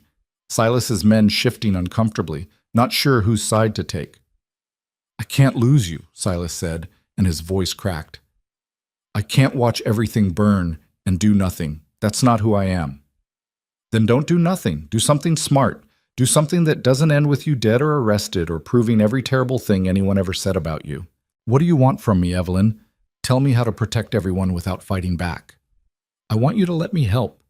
I want you to trust that we can outthink him instead of outgun him. She grabbed his face, made him look at her. Clay wants you angry, wants you stupid, wants you to ride into town and make this about violence so he can claim self-defense when he kills you. Don't give him that. So what do? We go to town, but we don't go for a fight. We go to end this the way we ended it before, publicly, legally, with witnesses and truth instead of bullets. Marcus spoke up. Town will be full of people on market day. If we time it right, bring the right evidence, we can make Clay the villain in front of everyone. And if he starts shooting anyway? Silas asked. Then we defend ourselves, Evelyn said. But we don't fire first. We don't give him the excuse to call us the aggressors. Silas looked at his burning house, at his injured workers, at the destruction surrounding them. Every part of him clearly wanted to say no, wanted to ride to town and settle this with violence. Instead, he said, you get one chance. We do it your way. But if it goes wrong, if people get hurt because we're being careful, we finish this my way. Agreed? Agreed. They rode to town with 20 men, all armed but with weapons holstered. Not looking for a fight, but ready for one. The tension was thick enough to choke on. The trading post was in the center of town, a large building that served as general store, post office, and meeting hall. Market day meant the streets were crowded, families shopping, traders selling, the normal chaos of frontier commerce. And standing in the middle of it, bold as brass, was Clay Hollister. He saw them coming and smiled, the kind of smile that made Evelyn's skin crawl. Granger, he called out loud enough for the whole street to hear. Heard you've been looking for me. Silas reined his horse to a stop 20 feet away. Didn't dismount, didn't reach for his weapon, just sat there, stone-faced. You're under arrest for arson, destruction of property, and attempted murder, Silas said. His voice carried across the street. Federal marshals are on their way. You can come quietly or make this harder. Clay laughed. Federal marshals? You mean the ones my brother will have dismissed? The ones who won't believe a word you say? He spread his arms. I'm standing right here, Granger. You want to arrest me? Come try. His 4 men fanned out behind him, hands hovering near their guns. The crowd was watching now. The whole town, frozen in place, waiting to see what would happen. Evelyn dismounted slowly, walked forward until she was standing between Silas and Clay. Everyone here knows what you did, she said, not shouting but letting her voice carry. You burned the Granger Ranch. You've been terrorizing homesteaders for months. You escaped from federal custody and killed a guard doing it. Prove it, Clay sneered. We can. She pulled out papers from her coat. Witness statements from 6 different families about your attacks. Evidence that you were at each location. And testimony from your own men who were captured after the Range War. Men who are willing to testify against you for reduced sentences. Clay's smile faltered. That's fake. All of it. Then you won't mind waiting for the marshals to arrive so we can sort it out properly. In front of a judge, a real judge, not your brother. I'm not waiting for anything. His hand moved toward his gun. I came here to finish what should have ended years ago, to kill the man who destroyed my brother and stole what should have been ours. Silas didn't steal anything, Evelyn said. He protected water that belonged to everyone. He stopped you from creating a monopoly, and now you're proving exactly why he was right to do it. The crowd was murmuring now, people looking at Clay with new eyes, seeing him not as the victim of the Iron Wolf's aggression, but as exactly what he was, a criminal trying to dress up revenge as justice. Don't matter what these people think, Clay said, but his voice had lost some of its confidence. It matters to me, said a voice from the crowd. A man stepped forward, Henderson, whose family Silas had saved from the fire. It matters because my kids are alive because of Silas Granger, while you were setting fires and calling it justice. Me too, said another voice. Mrs. Williams. My daughter wouldn't be here if not for him. More voices. More people stepping forward. The families from the trial in Cheyenne, the homesteaders whose water Silas had protected, the workers from his ranch. One by one they surrounded Clay Hollister, not threatening, just present, witnesses refusing to be silent. This is insane, Clay spat. You're all so scared of him you'll lie to protect him. We're not lying, Henderson said. We're telling the truth you don't want anyone to hear. Clay's face was red now, his hands shaking. Evelyn could see him realizing he'd lost. That public opinion had turned against him, that whatever happened next, he wouldn't be able to spin it as justified revenge. That's when he drew his gun. Fast, faster than Evelyn expected, pointing it not at Silas but at her. You did this, Clay said, his voice shaking. You turned everyone against us. You made him weak. You destroyed my family. Time seemed to slow. Evelyn saw Silas moving, reaching for his weapon, saw Marcus and the other men doing the same, saw the crowd scattering. But she didn't move, just stood there, staring at Clay Hollister, refusing to give him the satisfaction of seeing her afraid. Shoot me, she said quietly. Do it in front of all these witnesses. Prove you're exactly what we said you are. A murderer who blames everyone else for his own failures. Clay's hand shook harder, his finger on the trigger. One squeeze and she'd be dead. Evelyn, move, Silas's voice raw with fear. She didn't move. Do it, she said to Clay, or put the gun down and face justice like a man instead of a coward. For a long moment, nothing happened. The world held its breath. Then Clay screamed, wordless, furious, defeated, and swung the gun toward Silas instead. The shot that rang out came from Silas's pistol. Single shot, center mass, dropping Clay before he could fire. The other 4 Hollister men reached for their weapons. Marcus and the ranch hands drew faster, 4 more shots echoing across the street. Then silence. Clay Hollister lay in the dirt, bleeding out, his gun unfired beside him. His men were down, wounded, or dead. And Silas was standing in his saddle, weapons still raised, his face absolutely empty of everything except the mechanical purpose of survival. Evelyn walked over to Clay. He was still breathing, barely. His eyes found hers.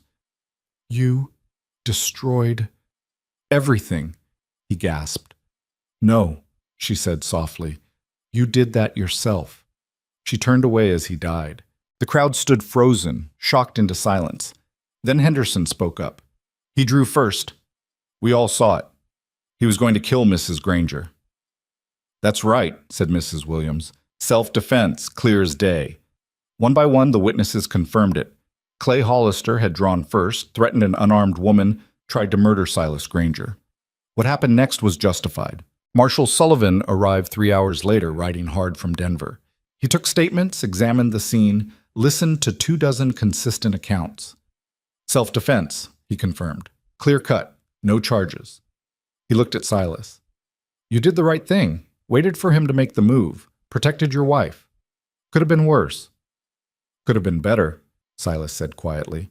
They rode back to the ranch in silence, the weight of what happened sitting heavy on everyone. 4 men dead in the street. However justified, however necessary, it was still death. At the ranch, they found that the fire crews had saved most of the main house. Structural damage, but repairable. The barns could be rebuilt. Tommy would recover from his shoulder wound. They'd survived. That night, Evelyn and Silas sat on what was left of the porch, looking out at the valley in the moonlight. The smell of smoke still hung in the air. I killed him, Silas said. I tried not to. Tried to do it your way. But in the end, I killed him. You saved my life, Evelyn corrected. There's a difference. Is there? Because it feels the same, like I'm still that man everyone said I was. Like violence is the only answer I know. You waited. You tried every other option first. You only fired when he gave you no choice. That's not the same as riding in with guns blazing. 3 inches different. He pointed his gun at you. I had no choice. He'd pointed it at me. Maybe I could have talked him down. Silas's voice was hollow. I'll never know. Stop, Evelyn said firmly. Stop looking for ways this could have gone different. Clay Hollister made his choices. Every step of the way, he chose violence. You chose to give him chances. That matters. Does it? He's still dead. And we're still alive. And 50 families aren't going to be terrorized anymore. And maybe, just maybe, this is the last time you have to make this choice. Silas looked at her. You really believe that? I have to. Otherwise, what's the point of any of this? He pulled her close, and they sat there in the ruins of their temporary peace, holding on to each other like anchors in a storm. The next morning, they started rebuilding. The rebuilding started with Tommy's mother arriving at dawn, carrying a basket of bread and a fury that made grown men step back. You got my boy shot, she said, marching straight up to Silas where he stood surveying the fire damage. 18 years old, and he's got a hole in his shoulder because you couldn't keep your enemies away from decent people. Evelyn moved to intercept, but Silas held up a hand. You're right, he said simply. I'm sorry. Mrs. Patterson blinked, clearly expecting an argument. Well, good. You should be. She shoved the basket at him. He still wants to work here, the fool boy. Says you're the best man he knows. I told him he's an idiot, but he won't listen to his mother anymore. Her voice cracked slightly. So you keep him safe. You hear me? You keep all of them safe. I'll try. Don't try, do. She turned and marched away, her back rigid with the kind of fear that came out as anger. Marcus appeared beside them, watching her go. She's not wrong. I know. People are scared. They stuck with us through the trial, through the standoff in town. But this hit home, literally. They're wondering if working here is worth the danger. Silas looked at the burned sections of the main house, the damaged bunkhouses, the scorched barn. Maybe it's not. So what, you're giving up? Marcus's voice had an edge Evelyn had rarely heard. I'm being realistic. As long as I'm here, there's a target on this place. Maybe everyone would be safer if what? You left? Sold the ranch? Disappeared? Marcus shook his head. That's not protecting people. That's running. Sometimes running is the smart choice. Then you're dumber than I thought. Marcus walked away before Silas could respond. Evelyn waited until they were alone. He's right, you know. About which part? All of it. People are scared, but they're still here. They're still choosing to stand with you. She gestured at the yard where workers were already starting to clear debris, salvage what could be saved. You don't get to make their choices for them. Even if those choices get them hurt? Even then. That's what freedom means. They know the risks and they're staying anyway. Silas was quiet for a long time, watching his people work. Then he picked up a shovel and joined them. The next week was a blur of physical labor that left everyone too exhausted to think about what had happened in town. They cleared the burned sections, hauled away destroyed timber, started framing new structures. Neighbors showed up unannounced to help. The Henderson family, the Martinez crew, even some townspeople who'd never been friendly before. "Heard you could use extra hands," Henderson said, carrying lumber like it weighed nothing. "Figure we owe you." "You don't owe me anything. That's not how community works. You helped us when we needed it. Now we help you." He set down the lumber and looked Silas in the eye. "Besides, what happened in town? That wasn't your fault. Everyone knows it. Clay Hollister brought that on himself." It was the first time anyone had said it out loud. The tension in Silas's shoulders eased slightly. By the end of the second week, they had new barn frames up and the house patched enough to keep the weather out. Tommy was back on light duty, his arm in a sling, but his spirits high. Mrs. Chen had reorganized the entire kitchen and was cooking for 30 people a day without complaint. And slowly, something shifted in Silas. Evelyn watched it happen in small moments. The way he thanked people for their help instead of just nodding. The way he asked questions instead of giving orders. The way he actually smiled when Henderson's youngest son showed him a frog he'd found by the creek. "You're different," she said one evening as they sat on the rebuilt porch steps. "How so?" "Lighter, like you're not carrying the whole territory on your back anymore." He thought about that. "Maybe because I'm finally realizing I don't have to. All these years I thought if I wasn't strong enough, hard enough, feared enough, everything would fall apart. Turns out when you let people help, they actually want to. Took you long enough to figure that out?" "I'm slow, but I get there eventually." He took her hand. "You knew, though. From the beginning, you saw it. That there was a different way. I saw a man trying so hard to survive he forgot he could live. I just kept reminding you." "Keep reminding me. I'm going to need it." 3 weeks after the shooting, Marshal Sullivan returned with news. Thomas Hollister had been formally removed from the bench. The investigation into his corruption had uncovered enough evidence to charge him with abuse of power, bribery, and obstruction of justice. He'd fled to San Francisco, and federal authorities were pursuing him. "It's over," Sullivan said. "Really over this time. No more Hollisters coming after you. No more warrants. You're clear." Silas didn't celebrate, just nodded and thanked him. But that night, Evelyn found him sitting alone in the rebuilt barn, his face in his hands. "Hey," she said softly. "You all right?" "I don't know what to do now." "What do you mean?" "For 6 years, my whole life has been about surviving, about protecting what's mine from people trying to take it. And now there's no one left to fight, no enemies at the gate, just life." He looked up at her. "I don't know how to do that. How to just live without waiting for the next attack." She sat beside him. "You learn, same way you learned everything else, by trying and screwing up and trying again. What if I can't? What if I'm too broken from all the years of violence? Then we'll be broken together. And we'll figure it out anyway." He pulled her close, holding on like she was the only solid thing in a world that kept shifting under his feet. The spring planting season brought its own challenges. They were behind schedule because of the fire, which meant longer days and harder work for everyone. But the community that had formed during the rebuilding stayed. People helped each other get crops in the ground, shared equipment, traded labor. Evelyn found herself becoming the unofficial coordinator of it all. She kept track of who needed what, who could spare extra hands on which days, which families were struggling, and which had surplus. It happened naturally, without her planning it. People just started coming to her with questions and requests, and she found she was good at solving those kinds of problems. "You're building something," Mrs. Chen said one afternoon as they preserved vegetables together. "Not just helping your husband, building your own thing." "I'm just organizing." "You're creating community. That's different than organizing. That's leadership." Evelyn hadn't thought about it that way. But looking around the ranch, at the families that came and went, at the network of support she'd helped create, she realized Mrs. Chen was right. She'd built something that would outlast the violence and the fear. Summer came hot and dry, the kind of heat that made everyone irritable and short-tempered. They had a good crop coming in, cattle were healthy, but water was getting tight. The creek was running lower than usual, and downstream homesteaders were starting to worry. "We need to implement rationing," Marcus said during a meeting with the senior ranch hands. "If we don't manage the water now, there won't be enough for everyone come August." "How do we decide who gets what?" one of the men asked. "That's going to make people angry." "We do it fair," Silas said. "Everyone gets an equal share based on need. No exceptions, including us. That'll hurt our operation. Then we hurt. But we don't let our neighbors' families go thirsty because we got ours first." Word of the water rationing spread quickly. Some ranchers complained, said Silas was being foolish, that he should prioritize his own land. But most understood.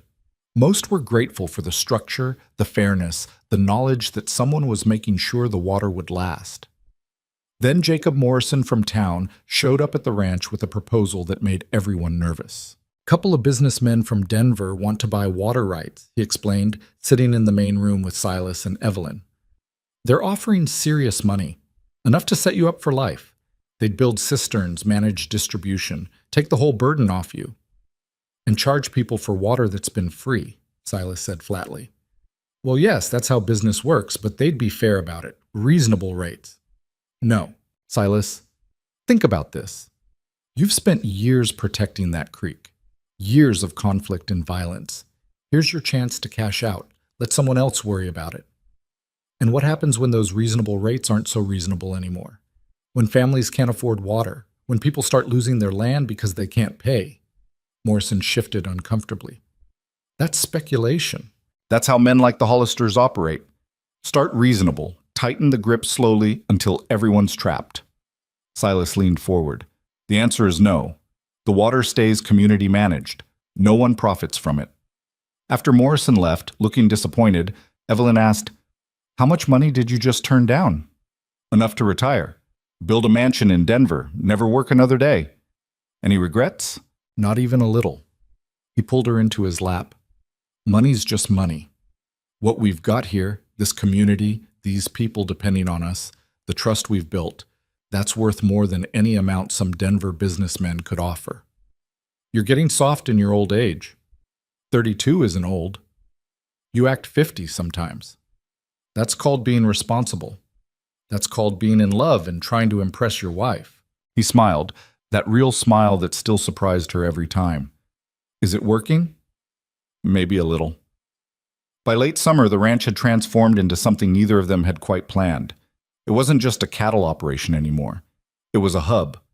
Families came for advice on water management, crop rotation, dealing with predators. Evelyn held informal meetings for the ranch wives, teaching them accounting and helping them organize buying cooperatives to get better prices on supplies. The main house became a gathering place. Sunday dinners that started with just ranch workers expanded to include neighbors, then more neighbors, until they had 30 people eating together regularly. Stories were told, plans were made, children played in the yard while adults talked. "We're accidentally building a town," Marcus observed one evening. "It's not a town," Silas said. "It's just people helping each other. That's what a town is." Evelyn laughed. "He's right. We've got community meals, water management, cooperative buying, dispute resolution. We're basically the unofficial government of Red Canyon at this point." "That's terrifying." "That's what happens when you're actually good at something and people trust you." She squeezed his hand. "You wanted to be more than the Iron Wolf. Congratulations. You're now the man everyone comes to for help." "I don't know how to be that person." "You're already being him. You just haven't noticed." The first real test of their new community came in September when a dispute erupted between the Johnson and Martinez families over boundary lines. Both claimed the same strip of land, both had filed stakes, both were convinced they were right. "We need you to settle it," Johnson said, standing in the yard looking exhausted and frustrated. "Everyone respects your judgment. You say who's right, we'll accept it." Silas looked uncomfortable. "I'm not a judge, I'm just a rancher." "You're the man who kept this territory from destroying itself," Martinez said. "If you won't help us, this turns into a fight, and neither of us wants that." Evelyn watched Silas struggle with it. This was exactly the kind of authority he'd spent years trying to avoid, the kind that made him responsible for other people's problems. But it was also the kind that came with trust instead of fear. People weren't asking him to shoot someone. They were asking him to be fair. "All right," Silas said finally. But we do this proper. Both of you bring your documents, your witnesses, everything. We'll review it all and make a decision based on facts, not who's louder. They set up the review in the main room, with Evelyn, Marcus, and two other respected ranchers as a panel. It took 3 hours of reviewing dusty property records, hearing conflicting accounts, and examining the actual land in question.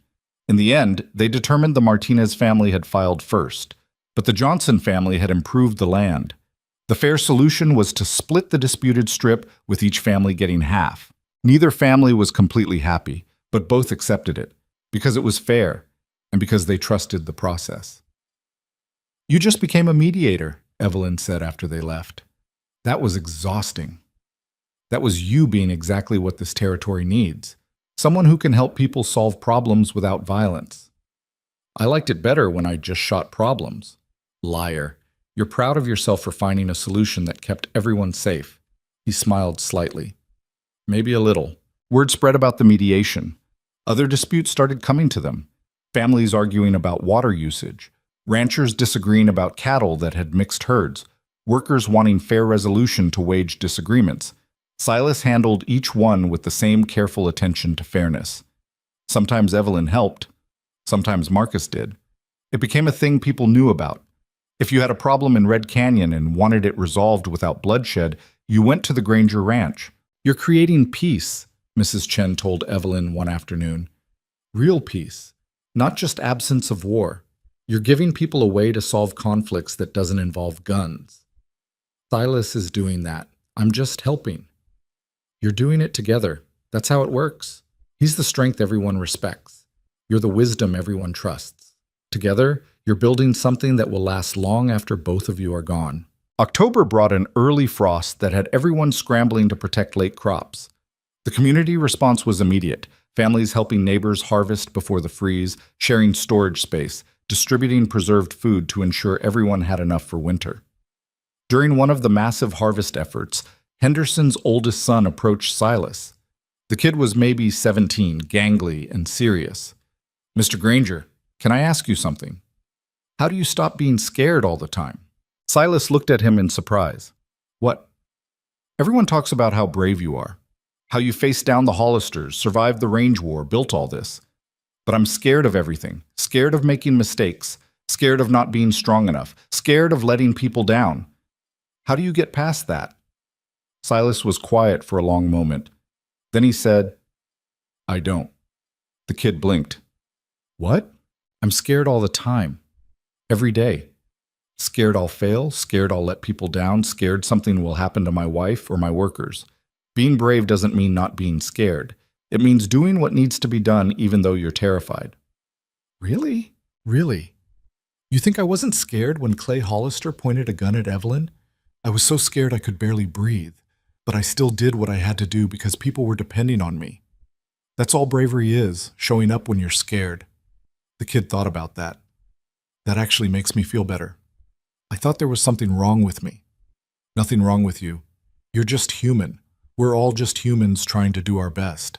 After he left, Evelyn, who'd been listening nearby, said, "That was good advice. It was true advice. I'm tired of pretending to be fearless. That's what the Iron Wolf did. That's not who I am anymore." "Who are you now?" He looked around at the bustling harvest, at families working together, at the community they'd built. "I'm just a man trying to do right by the people who trust him. That's all I've ever wanted to be." Winter came early and hard, but this time they were ready. Food was stored, livestock were protected, families were prepared. The Sunday dinners continued even in the coldest weather, with people traveling through snow to maintain the community they'd built. On the first truly bitter night of the season, Evelyn stood at the window watching snow fall in heavy curtains. Behind her, the house was full of laughter and conversation from the evening's gathering. Silas came up behind her, wrapped his arms around her waist. "What are you thinking?" "That I was supposed to be a prisoner here, a girl sold to clear her family's debt, and somehow I ended up being freer than I've ever been." "You were never a prisoner. I know that now. But remember that first night, when you told me I had my own room, that I could leave whenever I wanted? I thought you were lying. I thought it was some kind of trap." "What changed your mind?" "Everything. You changed my mind. This place changed my mind. Learning that strength doesn't have to mean violence. That power can be used to protect instead of control. She turned in his arms. You gave me freedom by never trying to take it away. You gave me something better. You gave me a reason to be better than I was. They stood there in the window, watching the snow and listening to their friends laugh in the next room. Outside, the mountains stood dark against the white sky. The frontier was still brutal, still unforgiving. But inside these walls, they'd created something different, something that looked like hope. The next morning, Evelyn found a letter had arrived from her family. Her father's handwriting, shaky but readable. She read it by the fire while Silas worked on accounts at the desk. Her mother was doing better. Her brothers were grown now, working the homestead successfully. The debt was long paid, the land was producing again. They were surviving. They want to visit in the spring, she said, looking up from the letter. Do you want them to? I think so.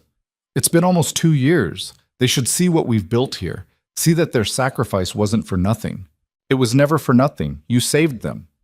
We saved each other. She folded the letter carefully. My father sold me to the Iron Wolf because he had no other choice. I wonder what he'll think when he meets the man I actually married. Probably be disappointed. I'm much less impressive than the legend. You're more impressive. You're real. Marcus interrupted with news that one of the homesteaders needed help with a collapsed barn roof. Silas grabbed his coat and headed out into the cold without complaint, because that's what you did when people needed help. Evelyn watched him go, this man who'd been called a monster and a killer and a wolf.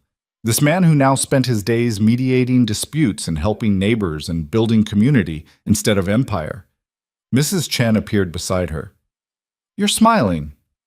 I am? Like someone who's exactly where they're supposed to be. Maybe I am. Evelyn turned from the window. Come on, we've got 30 people coming for dinner tonight and those potatoes won't peel themselves. They worked together in comfortable silence, preparing food that would feed friends and neighbors. Outside, the snow kept falling, blanketing Red Canyon in white. The winter would be long and hard, the way Wyoming winters always were. But inside the Granger Ranch, there was warmth and laughter, and the kind of peace that came from knowing you'd survived the worst and built something worth keeping. That evening, as the house filled with people and conversation and life, Silas found Evelyn in the kitchen. Thank you, he said quietly. For what? For not giving up on me. For seeing something in me that I couldn't see myself. For making me believe I could be more than what everyone said I was. She kissed him softly. You were always more. You just needed someone to prove it to you. Think we'll make it? Long term? I think we already have. Everything else is just living. He smiled, that real genuine smile that still made her heart skip. Then let's go live. They walked back into the crowded main room together, into the noise and warmth and chaos of the life they'd built. Behind them, the kitchen stood ready for tomorrow's work. Outside, the frontier waited with all its dangers and possibilities. But here, in this moment, they had something the Iron Wolf never thought possible. They had home. The spring Evelyn's family arrived. The valley was bursting with wildflowers and new calves, and the kind of hope that only came after surviving a brutal winter. She saw their wagon coming from miles away, standing on the porch with her hand shading her eyes, her heart doing complicated things in her chest. 2 years since she'd left that frozen homestead. 2 years since her father had signed papers that felt like selling his daughter's soul. Silas came to stand beside her, reading her tension. You don't have to do this if you're not ready. I'm ready, I think. I just don't know what to say to them. The truth, probably. That's usually safest. The wagon pulled into the yard and her younger brothers jumped down before it fully stopped. They were bigger now, nearly men, their faces weathered from farm work. Her mother climbed down more carefully, looking around at the ranch with wide eyes. And her father sat on the wagon seat, gripping the reins too tight, his face doing that thing where he was trying not to cry. Evelyn, her mother breathed, rushing forward. The hug was fierce and long and full of 2 years of worry and relief. Her brothers joined in, and for a moment Evelyn was just a daughter again, not a wife or a community leader or anything complicated. When they pulled apart, her father was still sitting on the wagon, looking at her, looking at Silas standing on the porch, looking at everything. Papa, she said softly. He climbed down slowly, his movements careful like he was afraid of breaking something. When he reached her, his voice came out rough. I'm sorry. Every day for 2 years, I've been sorry. I sold you like cattle, and I'm so— You saved us, she interrupted. All of us. You made the only choice you had. But at what cost? I gave my daughter to a man I thought was a monster. I've been living with that. Your mother, she wakes up crying sometimes, thinking about what we did to you. Evelyn took his weathered hands. Come inside, let me show you something. She led them through the house, past the great room with its massive fireplace, past the kitchen where Mrs. Chen was already preparing lunch for the visitors, upstairs to the room she shared with Silas. It was simple but comfortable, full of small touches that made it theirs. Books on the nightstand, her grandmother's quilt on the bed, Silas's work clothes folded neatly in the corner. This is where I sleep, she said, not locked in some prison, not afraid. Here with a man I chose to stay with, a man who gave me freedom, and I gave it back to him by choosing him anyway. Her mother touched the quilt with shaking fingers. You're happy? I'm happy. And safe. And building something I never could have imagined. She turned to her father. You didn't sell me to a monster, Papa. You gave me a chance at a life I wouldn't have had any other way, and I took that chance and made it into something real. Her father's face crumpled. He's been good to you? Better than good. Come downstairs. I'll introduce you properly. Silas was in the kitchen helping Mrs. Chen, which made Evelyn smile because 2 years ago he would have stood awkwardly in the main room instead. Now he was comfortable enough to just exist in his own house. Mr. and Mrs. Mercer, he said, straightening up. I'm Silas Granger. I know you've heard stories about me. Most of them are probably true, or were true. I'm trying to be different now. Evelyn's father looked like he wanted to punch him and hug him at the same time. You've treated my daughter well. I've tried to treat her like she deserves, which is with respect and freedom and partnership. She's made me better than I was, made this whole territory better. He's being modest, Mrs. Chen interjected. Your daughter's built half of what you see here, the community networks, the cooperative agreements, the mediation system. Evelyn's done as much for Red Canyon as Silas has. Her mother looked at Evelyn with surprise. You did all that? We did it together. Evelyn took Silas's hand. That's how it works now. Together. Over lunch, they told the full story. Not the sanitized version, not the easy version, but the real one. The fear of those first weeks, the range war and the trial in Cheyenne. The fire and Clay Hollister's death. The slow building of peace afterward. Her brothers listened with wide eyes. Her mother cried in places. Her father just kept staring at Silas like he was trying to reconcile the legend with the man actually sitting at the table. So you really killed 19 men, her youngest brother said, sounding awed. Thomas, her mother hissed. It's all right, Silas said quietly. Yeah, I killed 19 men, and it's the worst thing about me. Not the most impressive, not something to admire. The worst, because every one of those deaths meant I'd failed to find another solution. Failed to be smart enough or creative enough or brave enough to end conflicts without bloodshed. But they were bad men, Thomas protested. They were trying to hurt people. Some were. Some were just desperate or stupid or following bad leaders. The point is, violence should be the last option, not the first. And I'm trying to teach people that there's always a choice, even when it doesn't feel like there is. After lunch, Evelyn showed her family around the ranch. Her brothers wanted to see everything, the barns, the cattle, the horses, the bunkhouses where workers lived. Her mother was more interested in the garden Mrs. Chen maintained and the storage systems for preserving food. Her father walked mostly in silence, taking it all in.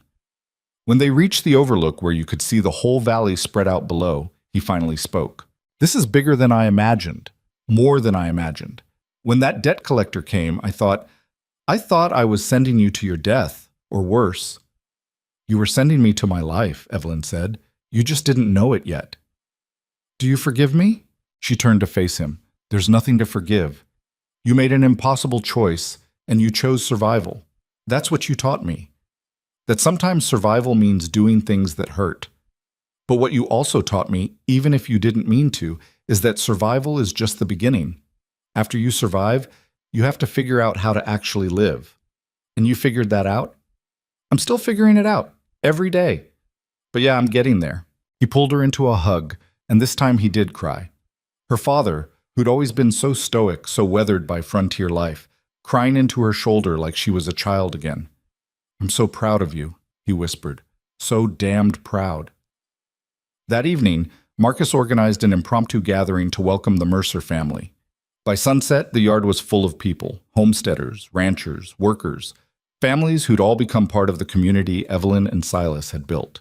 Henderson was there with his whole family, including the daughter who'd been saved from assault years ago. She was married now, helping her husband run a small ranch of their own. The Martinez and Johnson families came together, their boundary dispute long resolved. Even Morrison from town showed up with his wife, bringing news and gossip from beyond the valley. Evelyn watched her father's face as he took it all in. The way people greeted Silas with genuine warmth instead of fear. The way mothers let their children play near him without hovering protectively. The way complete strangers came up to thank Evelyn for help she'd given with this problem or that dispute. "This is what you built," her mother said softly, appearing beside her. "This community, this peace. We're still building it. It's not perfect. There are still conflicts, still problems, but at least now people try talking before they try shooting. That's more than most places have." Her mother squeezed her hand. "Your father was so worried. We both were. We thought we'd destroyed your life to save ours. Instead, you took what we gave you and made it into something better than any of us could have imagined." Marcus called for attention, raising a cup. "To the Mercer family, whose sacrifice 2 years ago brought us the woman who'd end up teaching us all that strength isn't about fear, it's about trust." People cheered and drank. Evelyn felt her face flush. "And to Silas Granger," Henderson added, "who spent years being the Iron Wolf so the rest of us could survive, and then had the courage to become someone better." More cheers. Silas looked profoundly uncomfortable with the attention, which made people laugh. "Speech," someone called out. "I don't make speeches," Silas said. "You do now," Marcus said, grinning. "You're our unofficial leader. Leaders make speeches." Silas looked at Evelyn helplessly. She just smiled and nodded. He stood reluctantly, cleared his throat. "All right. 2 years ago, I thought strength meant being hard, being feared, being the man who scared away threats through reputation alone. And I was good at it, too good. I became exactly what people expected, a monster who solved problems with violence." The crowd was silent now, listening. Then Evelyn showed up and refused to see me that way. She pushed back, argued with me, made me prove I could be better. And slowly, I started realizing that real strength isn't about making people afraid. It's about making them safe. It's about building something that doesn't require constant defending because people want to protect it themselves. He looked around at the gathered faces. "All of you, you've shown me what community actually means.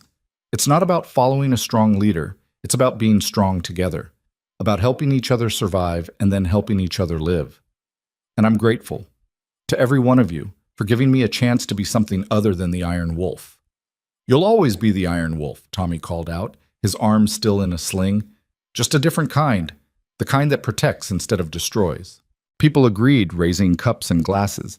The party continued into the night with music and dancing and the kind of celebration that came from people who genuinely liked each other. Evelyn's father found Silas later, away from the crowd. She watched from a distance as the two men talked, her father gesturing, Silas listening. After a few minutes, they shook hands, then awkwardly hugged. When her father returned, his eyes were wet again. "He's a good man. A really good man. I told him thank you for taking care of you, and he said no, he should thank me for trusting him with you, said you're the best thing that ever happened to him." "He's the best thing that happened to me too," Evelyn said. "We saved each other. That's what love does when it's real." Her family stayed for 2 weeks, helping with spring work and getting to know the community. Her brothers were particularly fascinated by everything, asking endless questions about ranch management and water rights and cattle breeding. Her mother spent hours with Mrs. Chen, learning preservation techniques and sharing recipes. On their last night, sitting around the fire after everyone else had gone to bed, her father said, "You could come home. See the homestead. It's doing well now because of what you did, because you saved us." "I will visit," Evelyn promised. "But this is home now. This ranch, this valley, these people. Silas is my home." "I know, I can see it." He stared into the fire. "I just needed to know you weren't staying out of obligation. That you're here because you want to be. I'm here because I can't imagine being anywhere else. They left the next morning, the wagon loaded with supplies and gifts from the community. Her mother cried. Her brothers promised to visit again in the fall. Her father held her for a long time. Be happy, he whispered. That's all I ever wanted for you. I am, Papa. Finally, I really am. After they left, Evelyn stood in the yard watching the wagon disappear into the distance. Silas came up behind her, wrapped his arms around her waist. You all right? Better than all right. They got to see what we built, see that their sacrifice meant something. She leaned back against him. Now they can stop feeling guilty and just live their lives. Like we're doing? Exactly like we're doing. Summer brought new challenges. A drought that tested their water management systems, a dispute between ranchers that required 3 mediation sessions to resolve, a wildfire in the mountains that had everyone working together to protect properties. But for each challenge, the community responded. Not with fear or every man for himself panic, but with cooperation and mutual support. The networks Evelyn had built held strong. The trust Silas had earned paid dividends in people working together instead of against each other. On a particularly hot August afternoon, while most people were resting through the worst heat, Evelyn found Silas in the barn working on a new irrigation system. You're going to collapse from heat stroke, she said, bringing him water. Almost done. That's what you said an hour ago. She sat on a hay bale watching him work. Can I ask you something? Do you miss it? The old life when you didn't have to worry about anyone but yourself? He stopped working, considering. Sometimes, when things get complicated, when people are demanding and needy and everything feels overwhelming, sometimes I miss the simplicity of just surviving, of only having to worry about my own problems. But most of the time, no, because that life was lonely. I was powerful but isolated, feared but alone, and I didn't even realize how empty it was until I had something to compare it to. He sat beside her. This life is harder in some ways, but it's real. It matters. And I share it with you, which makes every difficult moment worth it. Even when I argue with you, especially when you argue with me. That's how I know you care enough to fight for better solutions instead of just accepting whatever I decide. She leaned against him, both of them hot and sweaty and content in the dusty barn. We're good at this, at building things together. We are. Maybe that's what marriage is supposed to be. Not one person rescuing the other, but both people building something neither could build alone. When did you get so wise? When I married someone smarter than me and started actually listening. Fall arrived with that particular golden light that made the whole valley look painted. The harvest was good despite the drought, not spectacular but enough. Cattle were healthy, the community was stable. Life had found a rhythm that felt sustainable. One evening in late September, Evelyn realized she'd been feeling off for weeks. Tired, nauseous in the mornings, her body doing strange things she couldn't quite explain. Mrs. Chen noticed before she did. You're pregnant, the older woman said matter-of-factly while they were cooking. Evelyn dropped the spoon she was holding. What? Pregnant. Maybe 2 months, I'd guess. Haven't you noticed? I thought I was just, I don't know, stressed, tired from the summer work? You're tired because you're growing a human, Mrs. Chen smiled. Does Silas know? I didn't know until 30 seconds ago. Well, you should probably tell him. Men get nervous if you wait too long. Evelyn found him that evening on the porch, watching the sunset paint the mountains in impossible colors. She sat beside him, trying to figure out how to say it. Something's wrong, he said immediately. You've got that face. Nothing's wrong. Something's different. Different how? She took his hand, placed it on her still flat stomach. Different like we're going to need to build another room. He stared at her. You mean, I'm pregnant. We're going to have a baby. His expression went through about 15 emotions in 3 seconds. Shock, fear, joy, terror, wonder, back to fear. Are you sure? Mrs. Chen's sure. And now that she said it, I'm sure too. All the signs are there. I just wasn't paying attention. We're having a baby. He said it like he was testing the words. A child. Our child. You all right? You look pale. I don't know how to be a father. My own parents died when I was 12. I don't have any model for this. She squeezed his hand. Then we'll figure it out together. Same way we've figured out everything else. What if I'm terrible at it? What if I pass on all the violence, all the hardness? You won't, because you're not that person anymore. You're the man who mediates disputes and builds community and helps neighbors. That's who our child will know. Not the Iron Wolf, just their father, who's trying his best. He pulled her close, his face pressed against her hair. I'm terrified. Me too, but also excited and hopeful and ready to see what we can build next. They sat there as the sun finished setting, holding each other and trying to imagine the future. A child. Their child. Running through the valley, growing up in a community built on trust instead of fear, learning that strength came from helping others instead of dominating them. Winter that year was mild, which everyone took as a good sign. Evelyn's pregnancy progressed without complications, though she got irritated with how much everyone tried to baby her. I'm pregnant, not dying, she snapped at Marcus when he tried to carry her basket. I can lift 30 pounds. Silas said, Silas is being overprotective. I'm fine. But secretly she loved how careful Silas was being, how he'd rub her feet when they ached, bring her tea when she was nauseous, read to her in the evenings when she was too tired to hold a book herself. You're going to be a good father, she told him one night. You keep saying that, because you keep doubting it. But I see how you are with the children who come through here. Patient, kind, actually listening to them instead of just dismissing them. That's what being a good parent is. The baby was born in early March, during one of those false spring days that made everyone remember winter wasn't quite done. The labor was long and hard and hurt more than Evelyn had imagined anything could hurt. But when they placed the tiny screaming girl in her arms, nothing else mattered. She's perfect, Silas whispered, touching one tiny hand with his rough finger. She's loud, Evelyn said, laughing and crying at the same time. Takes after her father. I'm not loud. You're loud when you're giving orders. She's got your volume, my stubbornness. We're doomed. They named her Sarah, after Silas's mother. Sarah Granger, born into a territory that was still wild and dangerous, but slowly learning to be something better. The community celebrated her birth like it was everyone's victory. People brought gifts, food, offers to help with anything needed.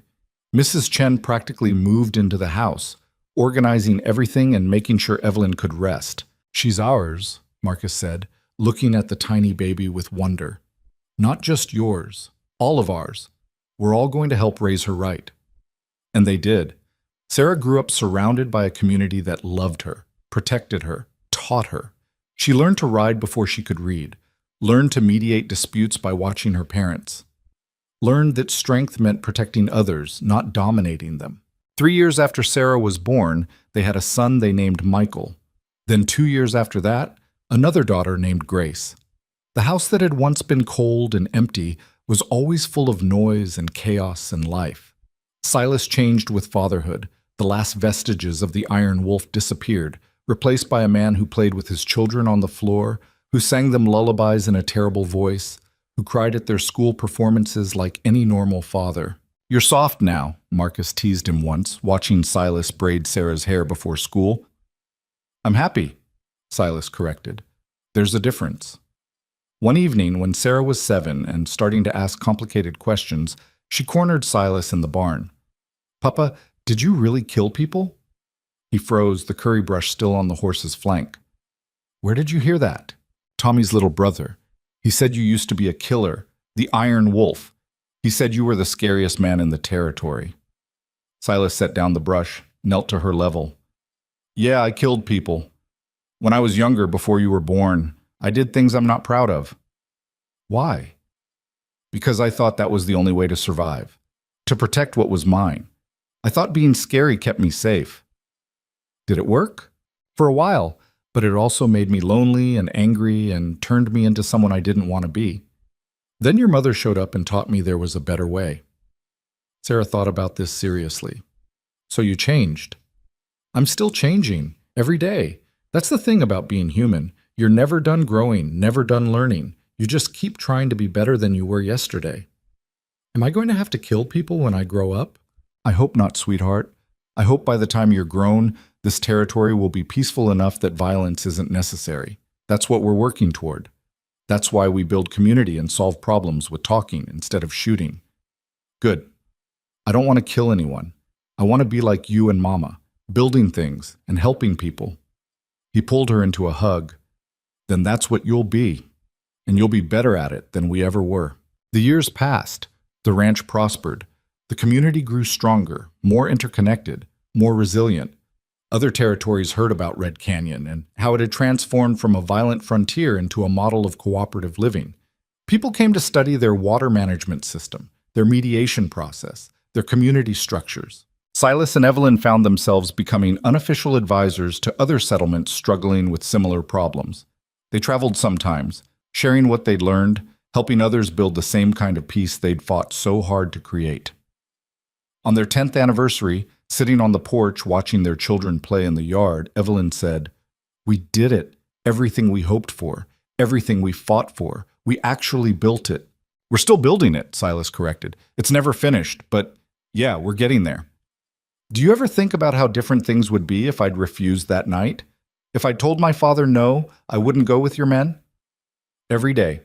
Because I'd still be alone, still feared, still the Iron Wolf with nothing but an empire I didn't know how to enjoy. He took her hand. "You saved my life that night. You just didn't know it yet. You saved mine too. Gave me freedom I'd never had, purpose I'd never imagined, love I didn't know existed. We're good together." "We are." Sarah called from the yard, something about her brother taking her toy. Evelyn started to get up, but Silas stopped her. "Let them work it out. They need to learn." They watched as Sarah and Michael negotiated, argued, finally reached a compromise. No yelling, no hitting, just two kids learning to solve problems the way their parents had taught them. "That's what it's all about, isn't it?" Silas said quietly. "Teaching the next generation to be better than we were, to not need the violence, the fear, the hardness. That's exactly what it's about. And look at them. They're getting it."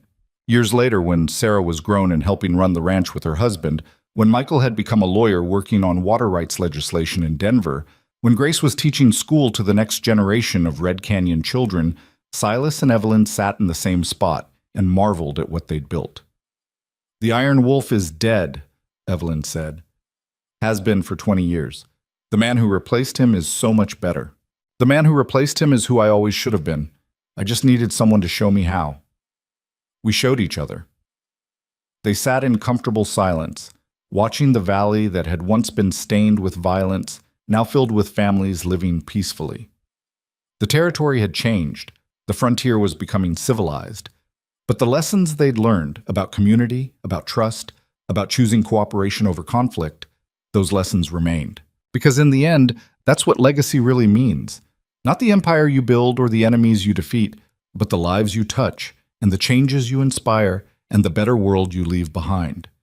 The Iron Wolf had ruled through fear and died unmourned. But Silas Granger, the man who chose to be better, left behind children and grandchildren and a whole territory of people who knew that strength didn't have to mean violence. That peace was worth fighting for, but fighting didn't always require guns. That love, real love, the kind that transforms and heals and builds, was stronger than any reputation or legend or fear. And that sometimes the most important thing you could do was choose to be better than everyone expected. Not perfect, not fearless, not without mistakes or regrets, just better, just human, just real. That was enough. That was everything.